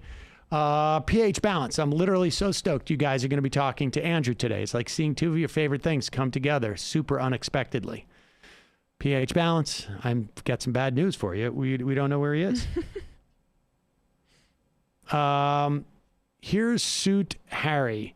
We actually live under President Biden. Stop making excuses for him. I'm not making excuses for him. I'm analyzing the reality of what's going on here. I mean, I am all in favor of Joe Biden bribing Joe Manchin with anything that he can. If you can let us know how Joe Biden can make Manchin do this, I'm all ears. I'm not making excuses for Biden at all. I called him out for his ridiculousness, saying about Republicans were going to be able to work with him 6 months after Donald Trump is gone.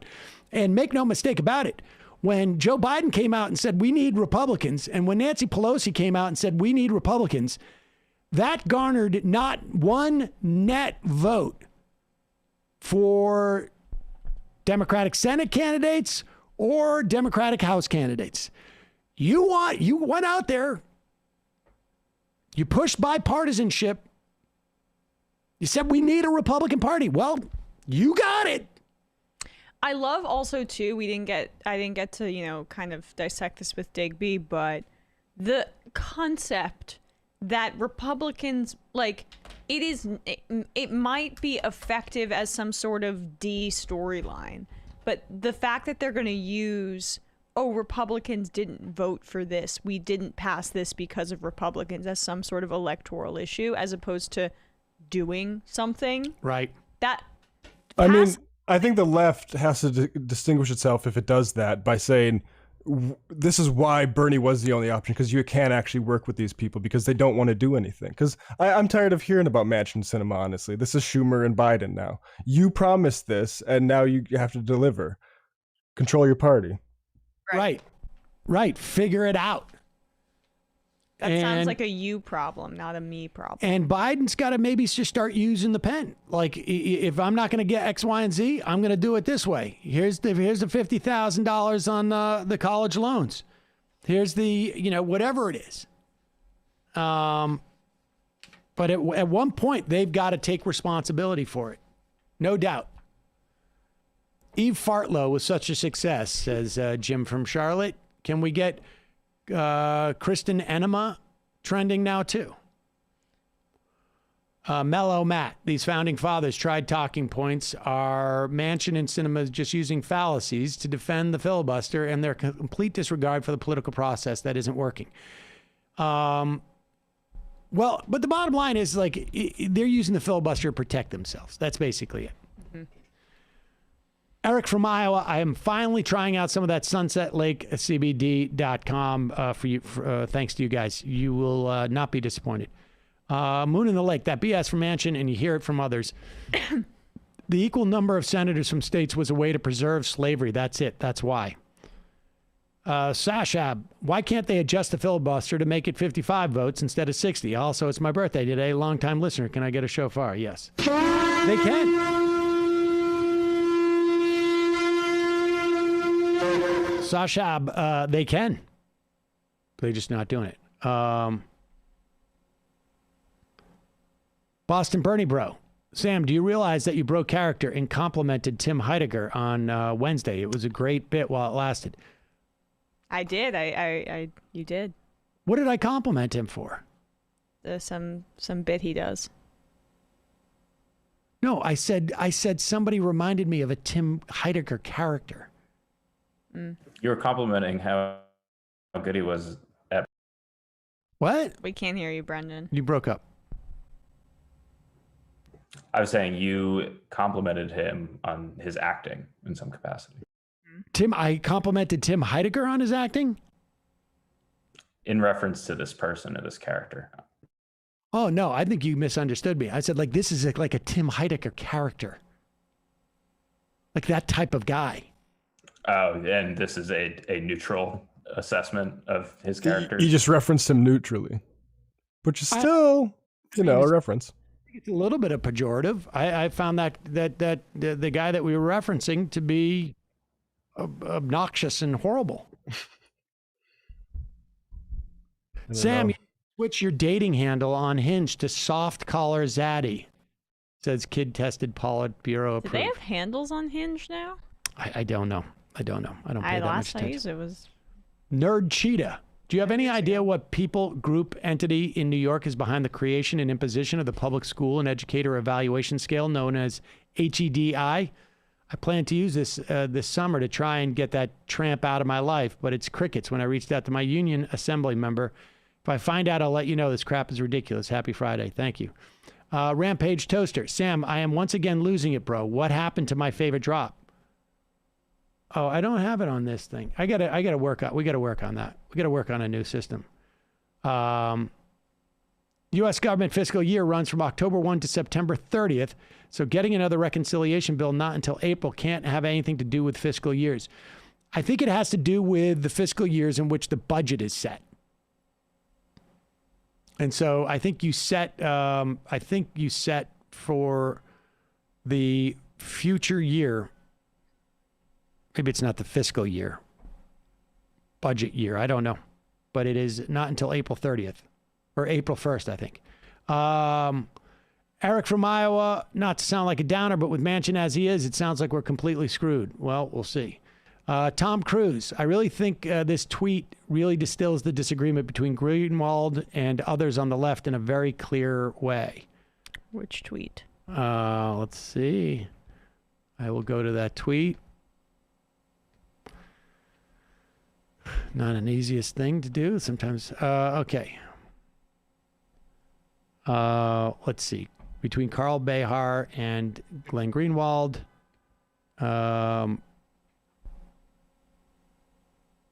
I just want health care, he says to the Taibis. The truth is Trump conservatives and ACLU raised liberals like myself, Greenwald, a million others do have real common cause against an epistemic revolution. So I guess that means like, living within like our worlds of closed knowledge bubbles, if you will. And Carl Behar wrote, I just want health care. And Carl Behar wrote, of course not. And then Greenwald said, that's the only political priority and concern. Of course not. I just want health care is a popular catchphrase used to contrast what many of us think is an extremely urgent political concern with things that we think liberals are disproportionately fixated on. For instance, we often said this about Warren's Latinx stuff too. And then Glenn says, yeah, I'm familiar with the meme that was sort of belied by his response in that first instance. Yeah. But we'll Glenn knows everything, so it's very possible he was familiar with the meme. I see how it applies to trivial changes to language that most people don't care about or want. I don't see how it applies to long-standing global left values like free speech, freedom from centralized authority, challenges to CIA power, etc. Centralized authority, I think, is his new Bitcoin blockchain stuff. So that's fun. And then Carl says, I think we are touching on some of our 2014 era disagreements here, where you, I take it, defend a liberal regime of free thinking and debate, and then you'll be able to challenge power.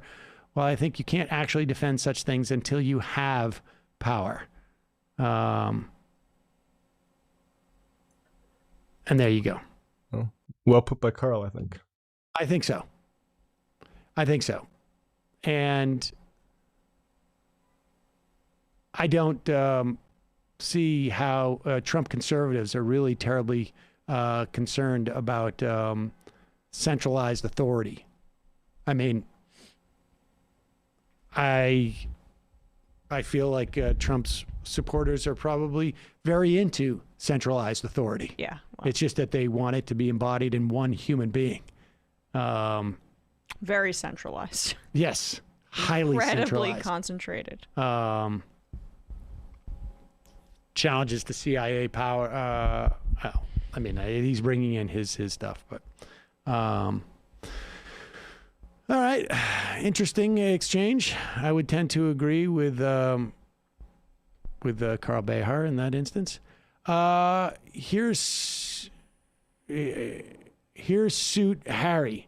So weird how all these things Biden could just do magically can't be done. I don't quite get that.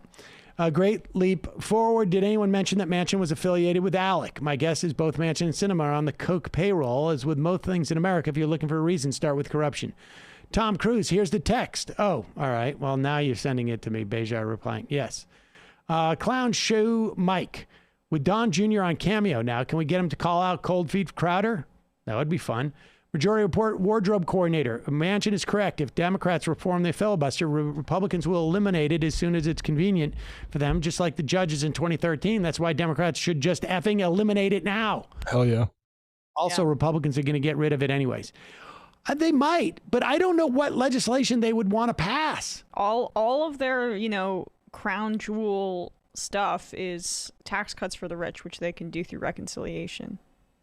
Mila and Disvigland. Sam, you are great and sexy, but it is clear Emma is your intellectual, moral, comedic, and physical superior. Emma, wow. Take your place at the throne of social democracy and overthrow Sam. From this day forth, the show will be known as the majority report. That does roll off the tongue. A majority report. Yeah, it works. SPAF. I was disappointed when the media fact-checked Biden when he said we have 2 Democratic senators who mostly vote with Republicans. Any senator who refuses to vote to end the filibuster should be recorded as voting with the Republicans. I mean, I get your point. Jamal Bowman's brother. Really like Adams' chances in New York City. My AFAM family largely supports because of... My African-American family largely supports because of their concerns about crime. Dems are very vulnerable on crimes, taxes, homelessness, and we need to do better than some Marxist explanation.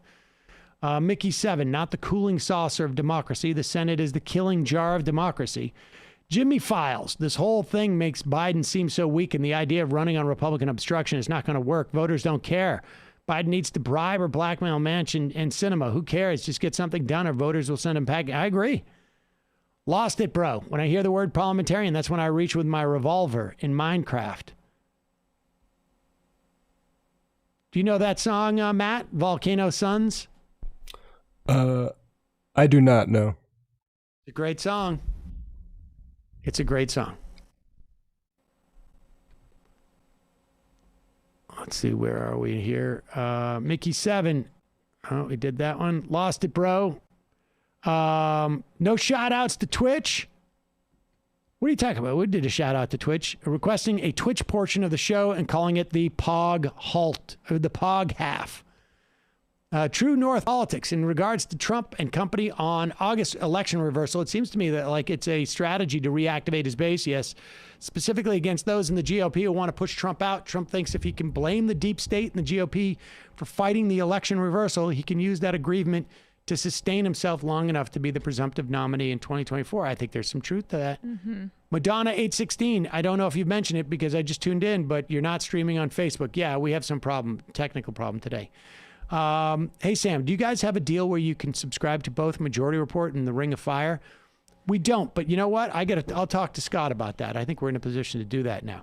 Coop, I've had the Public Power Rally for New York. Over 500 RSVPs and more than that showed. Cops arrested 7 of us using a saw to cut people out of their human chain. Jabal Bowman and Cori Bush now introducing national legislation for public utilities. Hopefully momentum continues and we get the Public Renewables Act passed in New York. Excellent. Go into the Discord and post those type of things if there's something happening like that.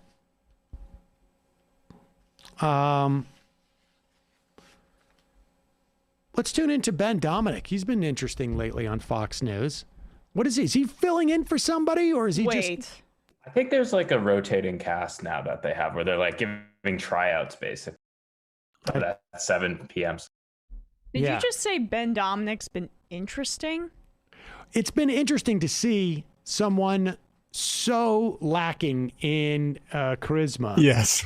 Because he fills the frame physically, but not like he's not filling the frame in terms of presence. Mm-hmm. He's below replacement level TV talent, I think. Absolutely. That's why it's so good.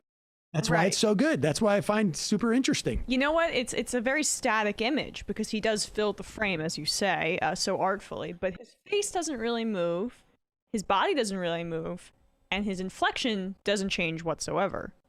Here is Ben Dominic. A lot of space. Questioning, I guess Facebook's got a new policy about maybe correcting politicians or something to that effect. You know, Sorab, I've used this example before with you, but it's one that comes often to my mind of using the example of a South American engineer, you know, who's multilingual, speaks all these different languages, has generally left-of-center economic views, and yet holds to traditional perspectives on sex and gender, whether he could actually work at Facebook. Can the Pope work at Facebook today? That seems to me the core question that we face. And if the answer is no, then it tells us something about big tech and their nature. Thank you so much for taking the time to join me this evening.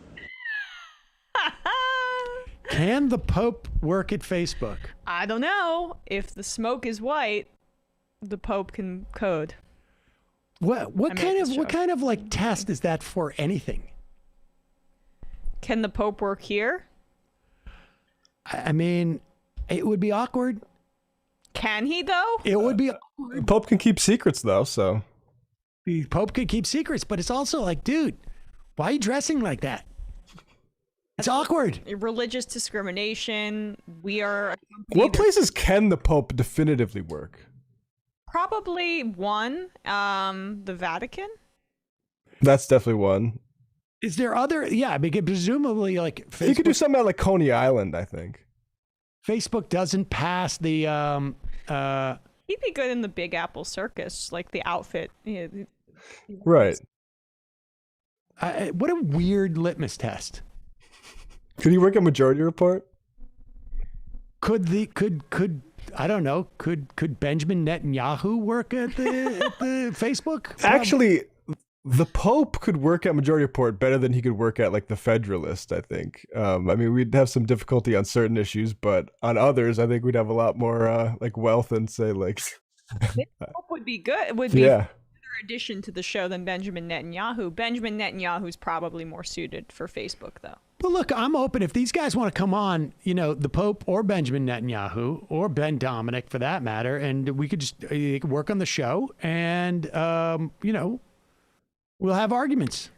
I have no problem with that. I want to ask Ben Dominic if the Pope could work at Fox News, because that seems to me like the core question that we face as a society today.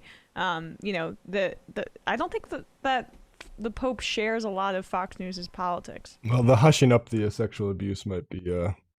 Well, that's somewhere where they could have common cause. That's why he'd get the interview. But then they'd start talking about, like the economic elements, and there might be a little bit of an issue with the feet washing and the socialism. It's just such a weird sort of like assessment to make. I don't know. It's like a religious. It's like when you're only talking to like fundamentalists. That's how weird you sound, I think. Could Jesus work at Facebook? It says a lot that we know the answer to that. I mean, I guess the Pope could work there. I'm being corrected, and it is true. It's Mission to Burma was reached with my revolver. Volcano Suns, I don't even know why that popped in my head. I don't even know if I can name a Volcano Suns song. But Mission to Burma. Oh, yeah, I know Reach for My Revolver.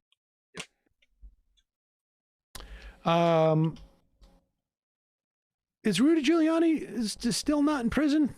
Yeah, he's out there. He's got a YouTube show? Could Rudy Giuliani work at YouTube? Do a YouTube show? I guess we know the answer. Here he is. And this is the type of synergy that we are all here for, ladies and gentlemen.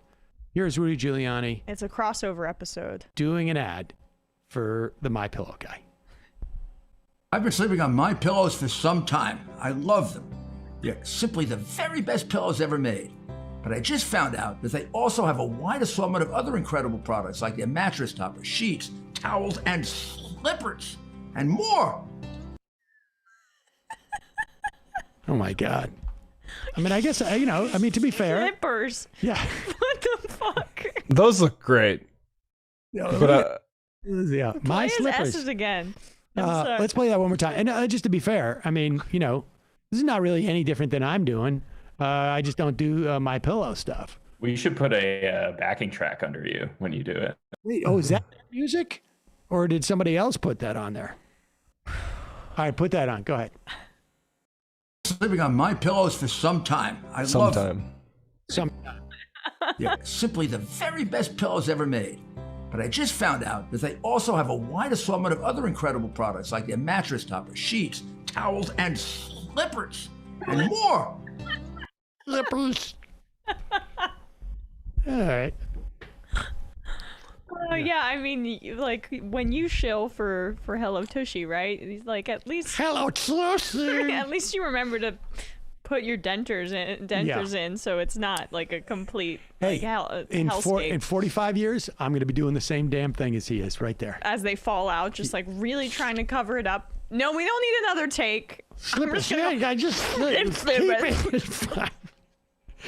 Because there's a way you can fix that S. Oh my God. We don't need one take. I'm just doing it once. I didn't even pay me extra for that.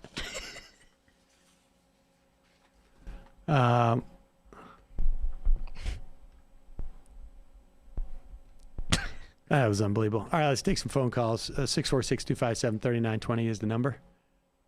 646-257-3920 is the number. Coop. Oh, we did that. Benny P. So happy you guys are back in studio. Oh, we're not back together in studio yet. We're easing in. We were in yesterday. That was fun.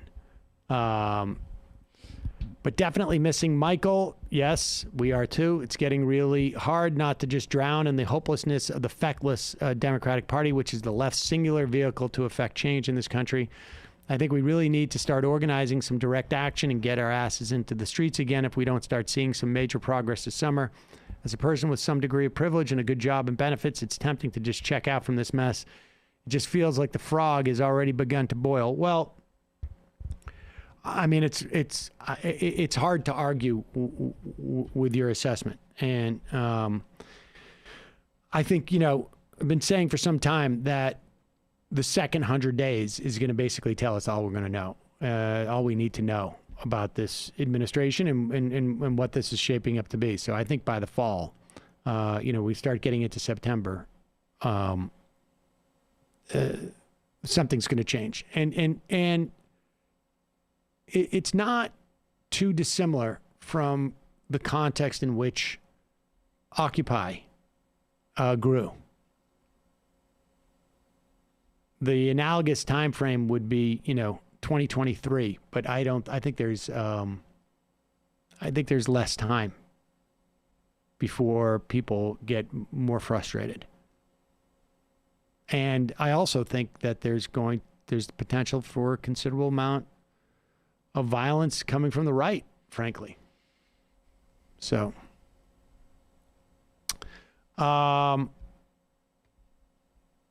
Sam Cedar's mom. I hate to be that guy, but how come the show doesn't stream in HD? On YouTube, we don't stream in HD. Well, part of it is, frankly, we're using Zoom right now. It compresses things quite a bit. Doesn't look too good. So we'll get better when we're in studio. It should, when we're streaming from in studio, I think it's going to look a little bit better. I don't know if we'll do HD. These cameras, I think these new cameras will be able to do it better. But it was basically just because it didn't have the catch to get HD cameras. Got all these old Canons, and that was basically it. I mean, I'm fine with it not being in HD. People don't realize how bad I am at doing my makeup. I got to be honest. I have always had liked. When I think about TV, I think about UHF, and I think about blown out palettes and I don't watch TV on HD that much. So. Oh, really? No. Matt, what do you think about that? Well, I'm a 4:3 guy, says Brendan. Brendan calls me. Yeah. I'm still. I mean, my Twitch feed is 1080p, 60 frames per second. So check that out. Twitch.tv/literary hangover. I mean, I only like 60 frames per second in sports. Everything else, it's gaming is sports. Good point. North Dakota Llama, do not speak unto the Lord Crown Prince Manchin in such tones, Sam. Off with thine head. Sean. Oh, boy, this is a long one. Yeah, buddy, you got to learn how to use, because you texted it like 20 times. Disappointed in Ryan Grimm on the Hill. When Trump was president, we all understood generally that Fauci was being muzzled, and it was just his best to keep his job. But now we're saying he should have been better. It just feels wishy-washy. I mean, I'm not fully familiar with what. It's like a ridiculous amount of condensation on this call. Sam's dad's friend, Lincoln. That's weird.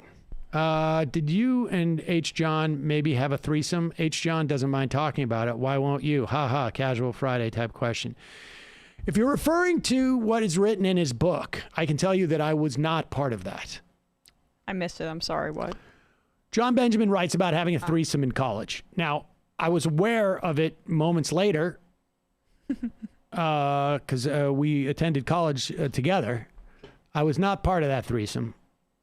I was the friend that he refers to in about 2 other stories, and he did not name me, which was a little bit annoying. I got to be honest. That deal about where we went down to the old age, like the gated community, to write about retirement. I pitched that show. That was my show. He didn't even. He just. Did he name other friends? I was just a friend. Did he name other friends? Oh yeah, yeah. He was pretty liberal with naming other people, but I didn't get any of the credit for that. No. Incidentally, failure is an option. That was a script I wrote for AMC about Air America, which, to be fair, I stole because it was the headline of a profile they did on me in the Boston Globe. So do you have standing? I mean, I'm just pointing it out. Keister, Mike from Miami is wrong about Florida needing to go centrist in order to win. I have the receipts. Calling from a 352. Let's see what we got here. You got the receipts. 352. Calling from a 352 area code. Who's this? Where are you calling from? Hey, Sam. It's Keister. Thank you for taking my call. Keister, all right. Let's hear the receipts. You're saying Mike from Miami is wrong? I want to hear about it. Yeah, well, Andrew Gillum inspired well over 50% more voters, Democratic voters in 2018. Granted, that was, the first election after Trump was elected, and, there was high turnout. But if we take a look at the 2018 primary, he inspired almost double the regular number of primary voters in the Democratic primary. We've, in Florida, every 4 years, we put up this centrist loser who inspires nobody, and they lose by, 1 to 5% each and every time. Gillum would have won it had it not been for a brief alliance with Hillary Clinton near the end, and that led a lot of progressives to shake their head, and I know many who didn't vote because they thought he had sold out. I don't know. I mean, tough to assess the data on that last part, but Gillum was very close. Certainly did as well as anybody down in Florida for quite some time in terms of the Democrats. So it's a good argument. Yeah, in the primary, 1.5 million showed up to vote, and in 2014. It was only 830,000. Well, Keister, appreciate the call. Yep. There you go. Yes, sir. Drops the receipts. We'll see. We'll see if Mike from Miami is listening. Wants to call in and refute that. Bullprog. City of Minneapolis moved to reopen George Floyd Square yesterday at 3 a.m. and put black and brown people at the front of that work on purpose. The community showed up and put barricades back. The mayor held a press conference about it and outlined vague plans for programs parallel to the 24 Demands and Justice Resolution 001, but they've had a year to write the specific plans and put the money down to get us out. Later that day, another black man was killed by law enforcement in the city through a sting in a mall parking garage over a warrant and potentially the wrong person they were looking for. They are effing up and showing why it's important that we are still out protesting no justice, no streets. Animals are cool. Crew, serious and urgent question here. What is Sam's fursona? Emma? What? Do you want to comment on my fursona? What's a fursona? I don't know. That is. This is I forget the fur people thing where you wear the furry the mascot costumes everywhere. It would be interesting and kind of unnerving to see Sam's version of that. So maybe if somebody wants to mock that up, and I'll probably share it on Twitter if you make it. Like they dress up in costumes and have sex with each other. Is that it? Well, I don't think it's all sexual, but I think there is an underlying sexual. Like all life, it is a component of it, you know. Of course, yeah. Just like eating ice cream is a component of it. Eating ice cream is a component of the fursona? No, life. Oh, life. Hey, this is nice. Jesse Lee Peterson is out there. This guy's got a lot of issues. Jesse Lee Peterson. It's been a while since we've talked about him. I know. I was about to say, what a throwback. Yeah. I guess he's still out there. He was, the Trump years were probably pretty good for him. Now, I don't know. Here he is saying that instead of celebrating Pride Month this month, we should be celebrating white people because we never hear about white history in this country. And we should have never fallen for this idea that, oh, we just want to come out of the closet. Just let us out of the closet. And then they say, oh, we want to go to church, but we don't want to be talked about at church. So a lot of preachers stop mentioning that homosexuality is wrong, that something has gone wrong, and they must repent and return to God. Now they have taken over the churches. There are a lot of preachers who are afraid to speak out against so-called Pride Month. You know, I started the White History Month in July. This is our 4th year coming up when we are celebrating white history. And what I've noticed that in America, a country that was founded by white people and created by white people, one of the greatest countries on this side of heaven. And so white people invited all this other stuff to happen, but you could celebrate everything but white history. We must remember white history because if it wasn't for that, there would be no America. And so they got Black history, women history, Mexican history, so-called gay pride. What's pride? What's happy about being perverted? There's nothing good about that. Living in sin, right? But we celebrate. But they celebrate that. But when it comes to white history, they're afraid to even mention white history. But we got to bring that back because that's who made America great. We got to show our appreciation. And not one Christian should be celebrating gay pride. They should be praying that these people repent and overcome the fallen state, return to the Father. You know, before we talk about what Jesse's saying here, you got to hand it to her. Because God knows what's inside when she's thinking, when she's hearing this. What, this is just like a rambling old uncle who somehow has a microphone? It could be just sort of like, you know, God is actually delivered, you know, this to us because we couldn't, there's no amount of money do you think you could pay someone to say this kind of things. The idea that, you know, the thing that's great about him, about Jesse Lee Peterson is he just like, he lays it all bare. Mm-hmm. Makes it so easy for people to comprehend. It's sort of like Trump-like.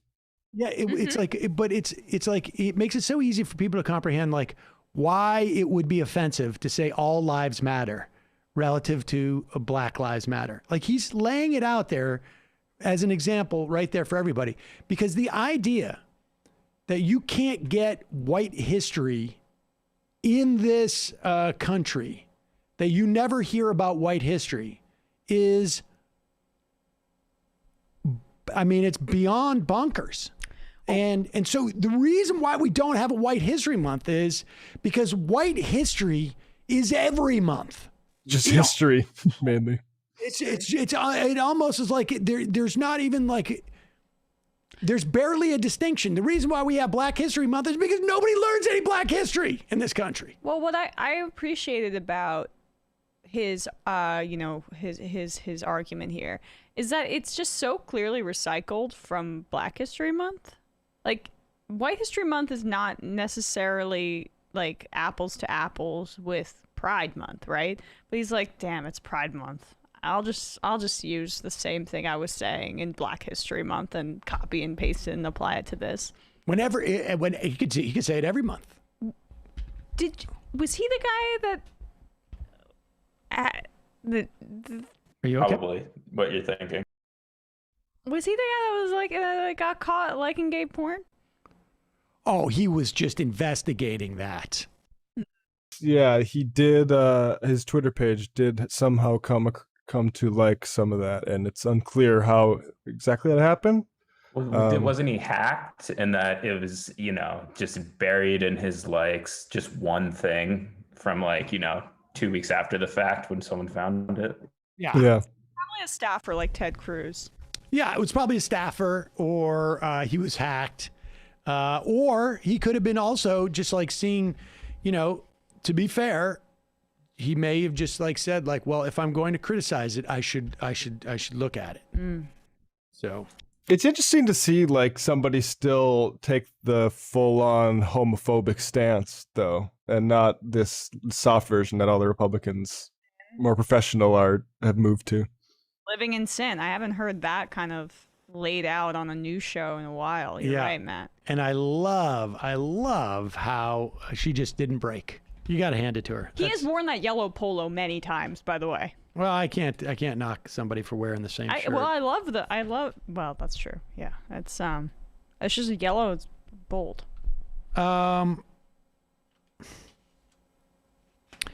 Should we do the George P. Bush? I've been saying for a while. This guy came out very early in support of Trump, even during, I think, the primary or during the general election in 2016. And I am quite convinced that Jeb had said to him, and I think, is he Jeb's son? No. Yeah, I think he is, right? Yes. I think Jeb had said to him, look, don't worry, man. You got to do what you got to do. This is what you're doing. And I'm quite convinced that Jeb ran for president basically to introduce George P. around. George P. Bush, and the oldies will remember this, the oldies like me. At one point, George Herbert Walker Bush was talking about his grandkids. And he said, we got the little brown ones. Mm-hmm. This George P. was the little brown one. He's now bigger. But this is George P. Bush basically just saying, I'm going to follow in my parents' and my grandparents' tradition. And I'm going to have absolutely no principles if it will, in some way, help me with my politics. Here he is out with this video. He is running for, what's he running for? He's running for AG in Texas. The liberal mob in Washington, D.C. has made it clear. Once again, Texas is in her crosshairs. I'm George P. Bush, and I'm running for Attorney General because I will not sit idly by while the liberal elite and the media undermine our values here in the state of Texas. Like President Trump, I will not sit idly by while our freedoms are under attack. We deserve an Attorney General who will make us proud, one who will fight for Texas. I'm George P. Bush. May God bless you. May God bless the United States of America. And may God bless the great state of Texas. Well, at least he didn't say, God bless Donald Trump. This guy, he looks like Jeb. Mm-hmm. He's got the George Herbert Walker, not the George Herbert Walker, and then also the George W. Bush. Put the hands out in front and talk like this. He's got the name. He's got the name. name. His name is George Bush. We need a third one, don't we? Don't we need a third one? I guess so. My hope was really that Jeb would have basically killed the lineage, but I guess maybe not. We'll see. I mean, he's against liberal elites, but not, I guess, Bush elites. What's also interesting is he didn't show a picture of his grandfather. He didn't show a picture of his uncle. Mm-hmm. He didn't show a picture of his dad. Bit inescapable when your name's George Bush.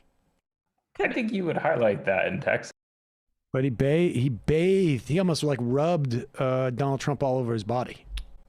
Well, I mean, that's as his uncle said, that's how he got brown. There you Trump's orange. Yeah, maybe. Yeah, all right. That's. Here's we're going to show this picture. Yeah, George P. Bush. There it is. There's the koozie. And this is the only Bush that likes me. This is the Bush that got it right. I like him. Donald Trump. God. My God. Like what? It gives you insight into that family. Oh, and I'm sure they don't even care. No, I think they're just like they're good do what job, you need to man. do. Hey, you did a good job. George Pathetic Bush. I mean, this is like I can't help but think about Michael and I would do like the Jeb and George at home at the Bush home. Oh my God. Well, there it is. There's just it's just sociopaths. I mean, that's basically what's going on there. Calling from an 818 area code. Who's this? Where are you calling from? Hey, this is Jeff. Jeff, what's on your mind? Hey, I am calling. Happy Pride, everybody. Hi, Thank Matt. you. Hi, Emma. Hello, thank you. I'm from Minneapolis. Why don't we have White Pride Month? Right. Go ahead. So I'm specifically calling. I'm HIV positive, and you guys have been talking about drugs and medications. That's been something that's come up quite a bit. And under the Trump administration, the CMS, which is the Center for Medicare and Medicaid Services, made a rule change that was then implemented by the Department of Health and Human Services. The rule change basically stated that Gilead or other large companies or corporations that were giving out like copay coupon cards, that pharmacy benefit managers, so PBMs, would no longer accept those as part of your out-of-pocket or deductible. So essentially, I pay $3,200 a month for my HIV medications. Hey. Gilead had a copay card I was using. They copay up to like $8,000 a year. When I ran out in like April, my insurance won't cover medications until I reach my deductible or my out-of-pocket, which is $4,500. So there are hundreds, thousands of people probably who are in this situation this year after this rule change where suddenly the copay card isn't counting, and now all of a sudden it was like, oh, you got to pay $2,600 for your meds. I'm sure this is happening with cancer meds. I'm sure it's happening, well, I know it's happening with HIV medications, but ultimately there are local people. The Minnesota AIDS Project and Just Us Health are reaching out to local politicians to help get the rule changed so these coupon cards can count towards a deductible and out of pocket. And actually, I advocated for myself at my work, and they changed the rule. They didn't reimburse me any money. Of course, I'm out about $3,000, but at least they changed the rule, and hopefully I save someone else some money. But just bringing this to your guys' attention, I know that it's something, I know, Matt, you guys have talked about on Left Reckoning, about the drugs and drug prices and things like that. And so it's just another way, essentially, that the Trump administration changed the rules and made it, basically just shifted the cost onto people like me. What was the specific rule? Do you remember what the name of it was? I don't know the name of the specific rule, but essentially what they did is they allowed the pharmacy benefit managers, there's a bunch of different ones all over the country, but essentially to disregard coupons as payments. Wow. That's horrible. It also sounds like something that Biden could fix pretty easily. Oh, I'm sure. All right. I know that my rep, Ilhan Omar, definitely knows what's going on, and she's aware of it. And, you know, I'm sure that she's working or doing something to help change the rules. But, you know, contact your local politicians or people and, you know, help us out. I mean, and there's no generic, I would imagine, for this kind of drug, right? No. Yeah. So what a lot of companies do, especially with HIV drugs. Oh, Emma. Yeah. So I was on a medication a couple of years ago, and then they found out that it was essentially destroying the bone density of people who are taking it. So like Gilead, that was called a tripla. And they, you know, there's no long-term research in terms of HIV meds because they're also new. Mm-hmm. But So they were destroying the bone densities. They were trying to move everyone off that drug, and they would make a new drug. And of course, when they make a new drug, it gets like a 20 or 25-year patent. And so they can't make a generic. And now the current med I'm on is called Odefsey, which is by Gilead. And now they're finding out that it's basically giving people heart disease. It's raising your triglycerides and cholesterol. So now I have to take like another drug to basically reduce my cholesterol, even though I've never had problems with it before. But I'm sure they'll come up with another medication, and then I'll have to switch. And then, of course, there won't, it'll be another 20, 25 year till that patent runs out. So it's kind of a catch-22 for us. Yeah. Appreciate the story. I'm sorry you're going through this. It's horrible. No, I mean, it is sucky. I'm at least in a situation where, I can sort of afford some of the right. stuff I have to deal with, but there's a lot of people who don't. And Minnesota has really good state health care, and there are a lot of other places that don't. So. All right. Well, I appreciate the call, and we'll keep our ears out and try and spread that word. Thank you. Thanks, Jeff. Yeah, no problem. Thank you. Ugh. All right. We'll take one more phone call, and we'll get some IMs here. Calling from a 323 area code. Who's this? Where are you calling from? 323. Sam, this is Godcat calling. Wait, let me get you off of the speaker. Oh no, this always happens to me. Wait. Yeah, okay. Oh, can you hear me? Yeah. Sam? Yep. Yay. Okay. Hi. So, I don't know if you saw that video I sent. Kevin DeLeon is a council member here in LA, and he's trying to put up a fence post to block the homeless on the median here, right in front of the East Side Cafe. As part of that whole land trust thing. Okay. The Caltrans zone. So he ordered one of his workers to, I think it was a subcontractor, to drill a fence post into Roberto's foot. The guy said, "I'm going to hurt him," and he said, "Do it anyway." Roberto, told the worker, "It's not your fault." Kevin DeLeon posted the video that didn't show Roberto actually pushing the pole away from the worker. So now Kevin DeLeon is trying to claim assault.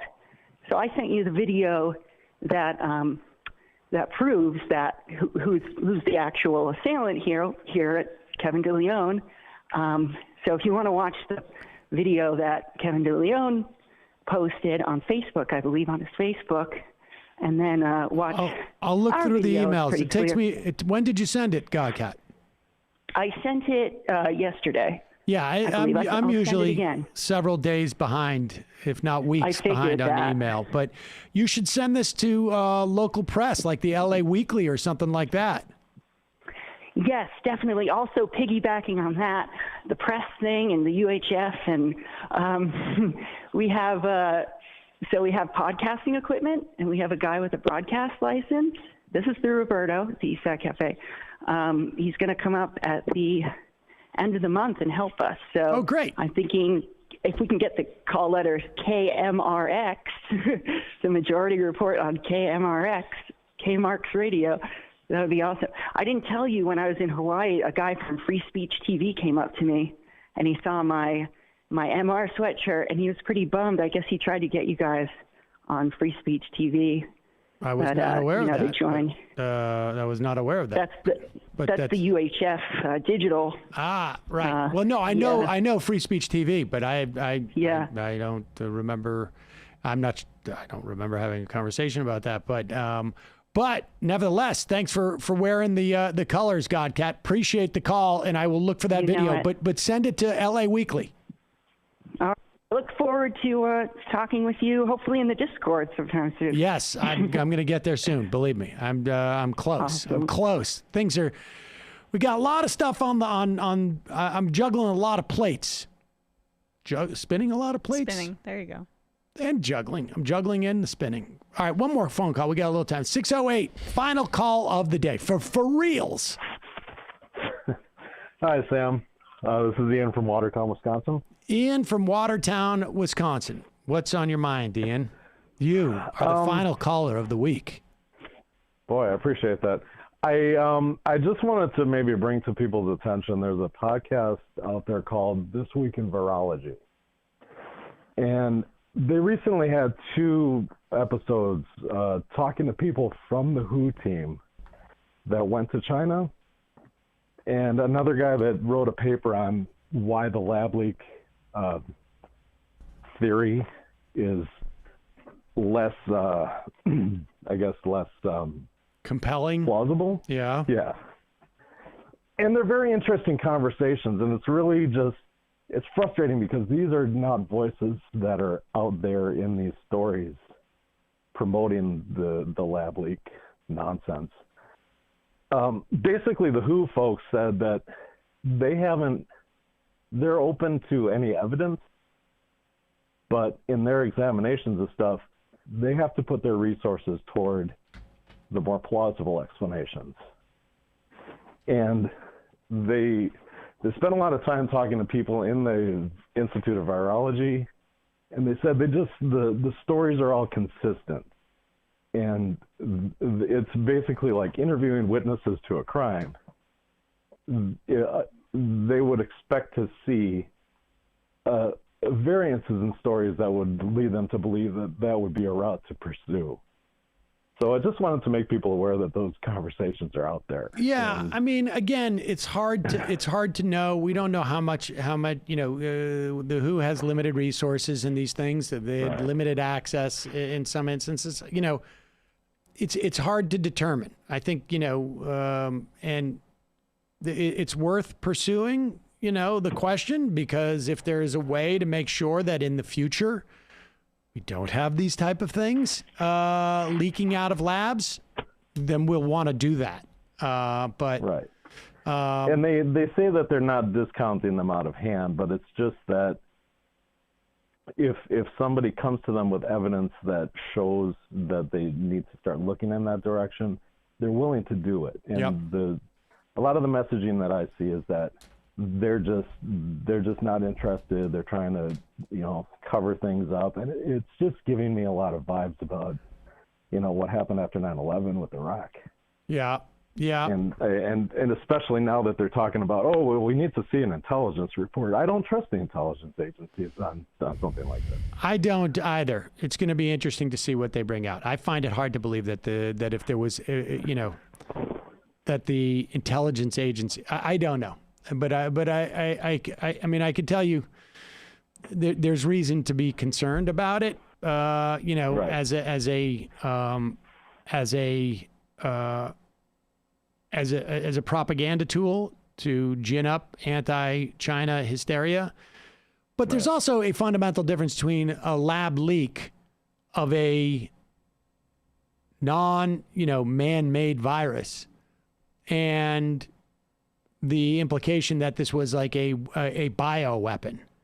And which they also sort of address. They kind of go through all those points in these conversations. So that's just kind of why I wanted to put it out there in case people aren't aware of. Yeah. That podcast, it's gained some popularity in the last year, rightfully so, but it's not hyperbolic. It's intelligent people discussing things in a calm manner. So if people are more interested in hearing some of those voices directly, I recommend that, definitely looking at that podcast and checking it out. Thanks for the call and suggestion. We'll check it out. You're welcome. Have a good weekend, guys. You too. Bye-bye.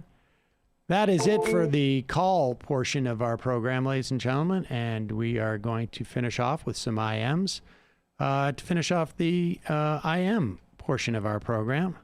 Thank you for taking part in the phone call portion of the program. I'm playing around with different techniques. I don't need to. You give me a look on that. Well, you're looking at me for approval on them, so. No, I'm not. I'm so hungry. Be nice. Oh, I see what you're getting. You're getting angry. You're getting angry at me because you're hungry. Illuminati kids. Check out what network Andrew puts his videos on now, and I think you'll see how your Heidegger bashing chickens have come home to roost. Yeah, I know. I hear you. And apparently he was out, partying last night, so he didn't show up. typical Heidegger compatriot. There's a tremendous amount of disrespect that runs through that whole HEI or whatever it is. Why do I call him Heidegger? Is that not his name? Tim Heidegger. Well, it's just like, active disrespect to not get it right. I assumed it was Heidegger. I don't know. I'm sorry. I guess I'm just a little too steeped in philosophy. Yeah, he seems like a Heidegger. Yeah. Prairie Fire Kowalski. Remember when I basically said that we should be okay food commodity wise, as long as no major natural disasters occur somewhere in the world? Well, the Brazilian drought was worse than thought. Still okay, like no famine, but prices are heading back up faster than normal when it typically falls as the South American crop hits the market. Something major happens in the U.S., China, or Russia, we could have problems. I'll keep you posted. Left is busting. Aaron from Germany. If Democrats don't want to get clobbered in 2022, they should forget the Republicans and jump the bipartisanship. Get it? A pun. Funny, right? Yeah. He said bipartisanship. Yeah, there you go. Yep. Damien, I'm in no hurry for everyone to have to work within a few feet of each other again or have to get dressed. But when are you guys thinking about going fully back into the studio? We're about 2 weeks away. We're about 2 or 3 weeks away from that. It's really a function of when we get the new computer in. And then I have some housing things that need to be resolved, locally. So I'll be going back and forth a little bit, but that is all in the works. Sam's fursona is probably John Benjamin. Dave Packman. Send this IM to 10 different podcasters or you'll be canceled in 7 days. Shane from Canada. Given that there were credible institutions warning in January 2020 that the virus was airborne, do you all think there needs to be an investigation into why it took so many institutions so long to say yes, airborne? My understanding is that there was the work about aerosolization was very siloed from virologists, and that it has to do with that there you have these institutions and these sort of like schools of thought that just didn't believe, it. I mean, I think that like, that's the only thing I can tell you. I mean, we had epidemiologists on this program in April. Mark Allen Derry and Michael, I want to say Olmsted, but it's not Olmsted. Osterholm. I always say Olmsted instead. I don't know why. Osterholm. Both of them said airborne. I think Mark Allen Derry said, I think it's starting to look like you can get it in 3 ways. Air, and air. But, again, like, these are massive, like, sort of, you're talking about something worldwide. And so there's all of these different stakeholders. And so, I would also imagine that to a certain extent, we as a society didn't take the threat seriously enough to have like streamlined the bureaucracies, frankly. All right, 5 more of these, and then we'll get out of here before Emma like stabs me with a pencil. I mean, that's. Can you recommend a good modern documentary on Palestine? Well, The Great Book Theft, I think it was called, by a friend of mine, Benny Bruner, did about, I don't know, like 5 or 6 years ago. It is a great way to sort of like both get the story of the Nakba and the reality that there was a Palestinian community that was a vibrant community that existed in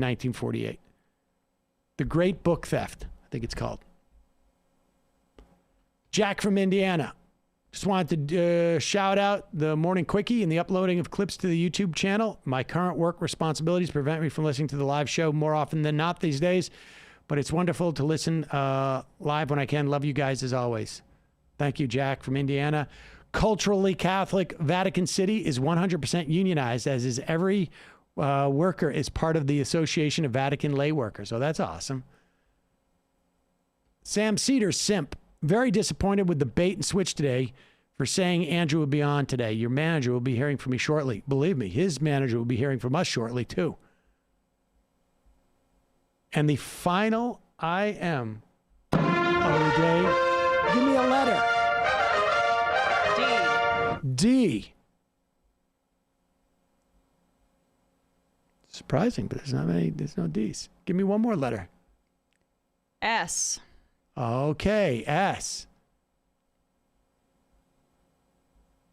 She's passing out. It's... Where is it? Oh, Sammy Key. Your boy, Tommy Tuberville, was on the floor complaining about China or something, and he said, wake up and smell the roses twice. Emma, Matt, Brendan, great job this week. Folks, we'll see you on Monday. It might take all the strength I got to get to where I want, but I know somehow I'm gonna get there. I wasn't looking when I just got caught between the truth and the light bar, but finding out won't make me feel any better. Yeah, I know the clock is ticking, but the meds are gonna kick in, and my pilot light shining bright. I get somewhere the choice was made,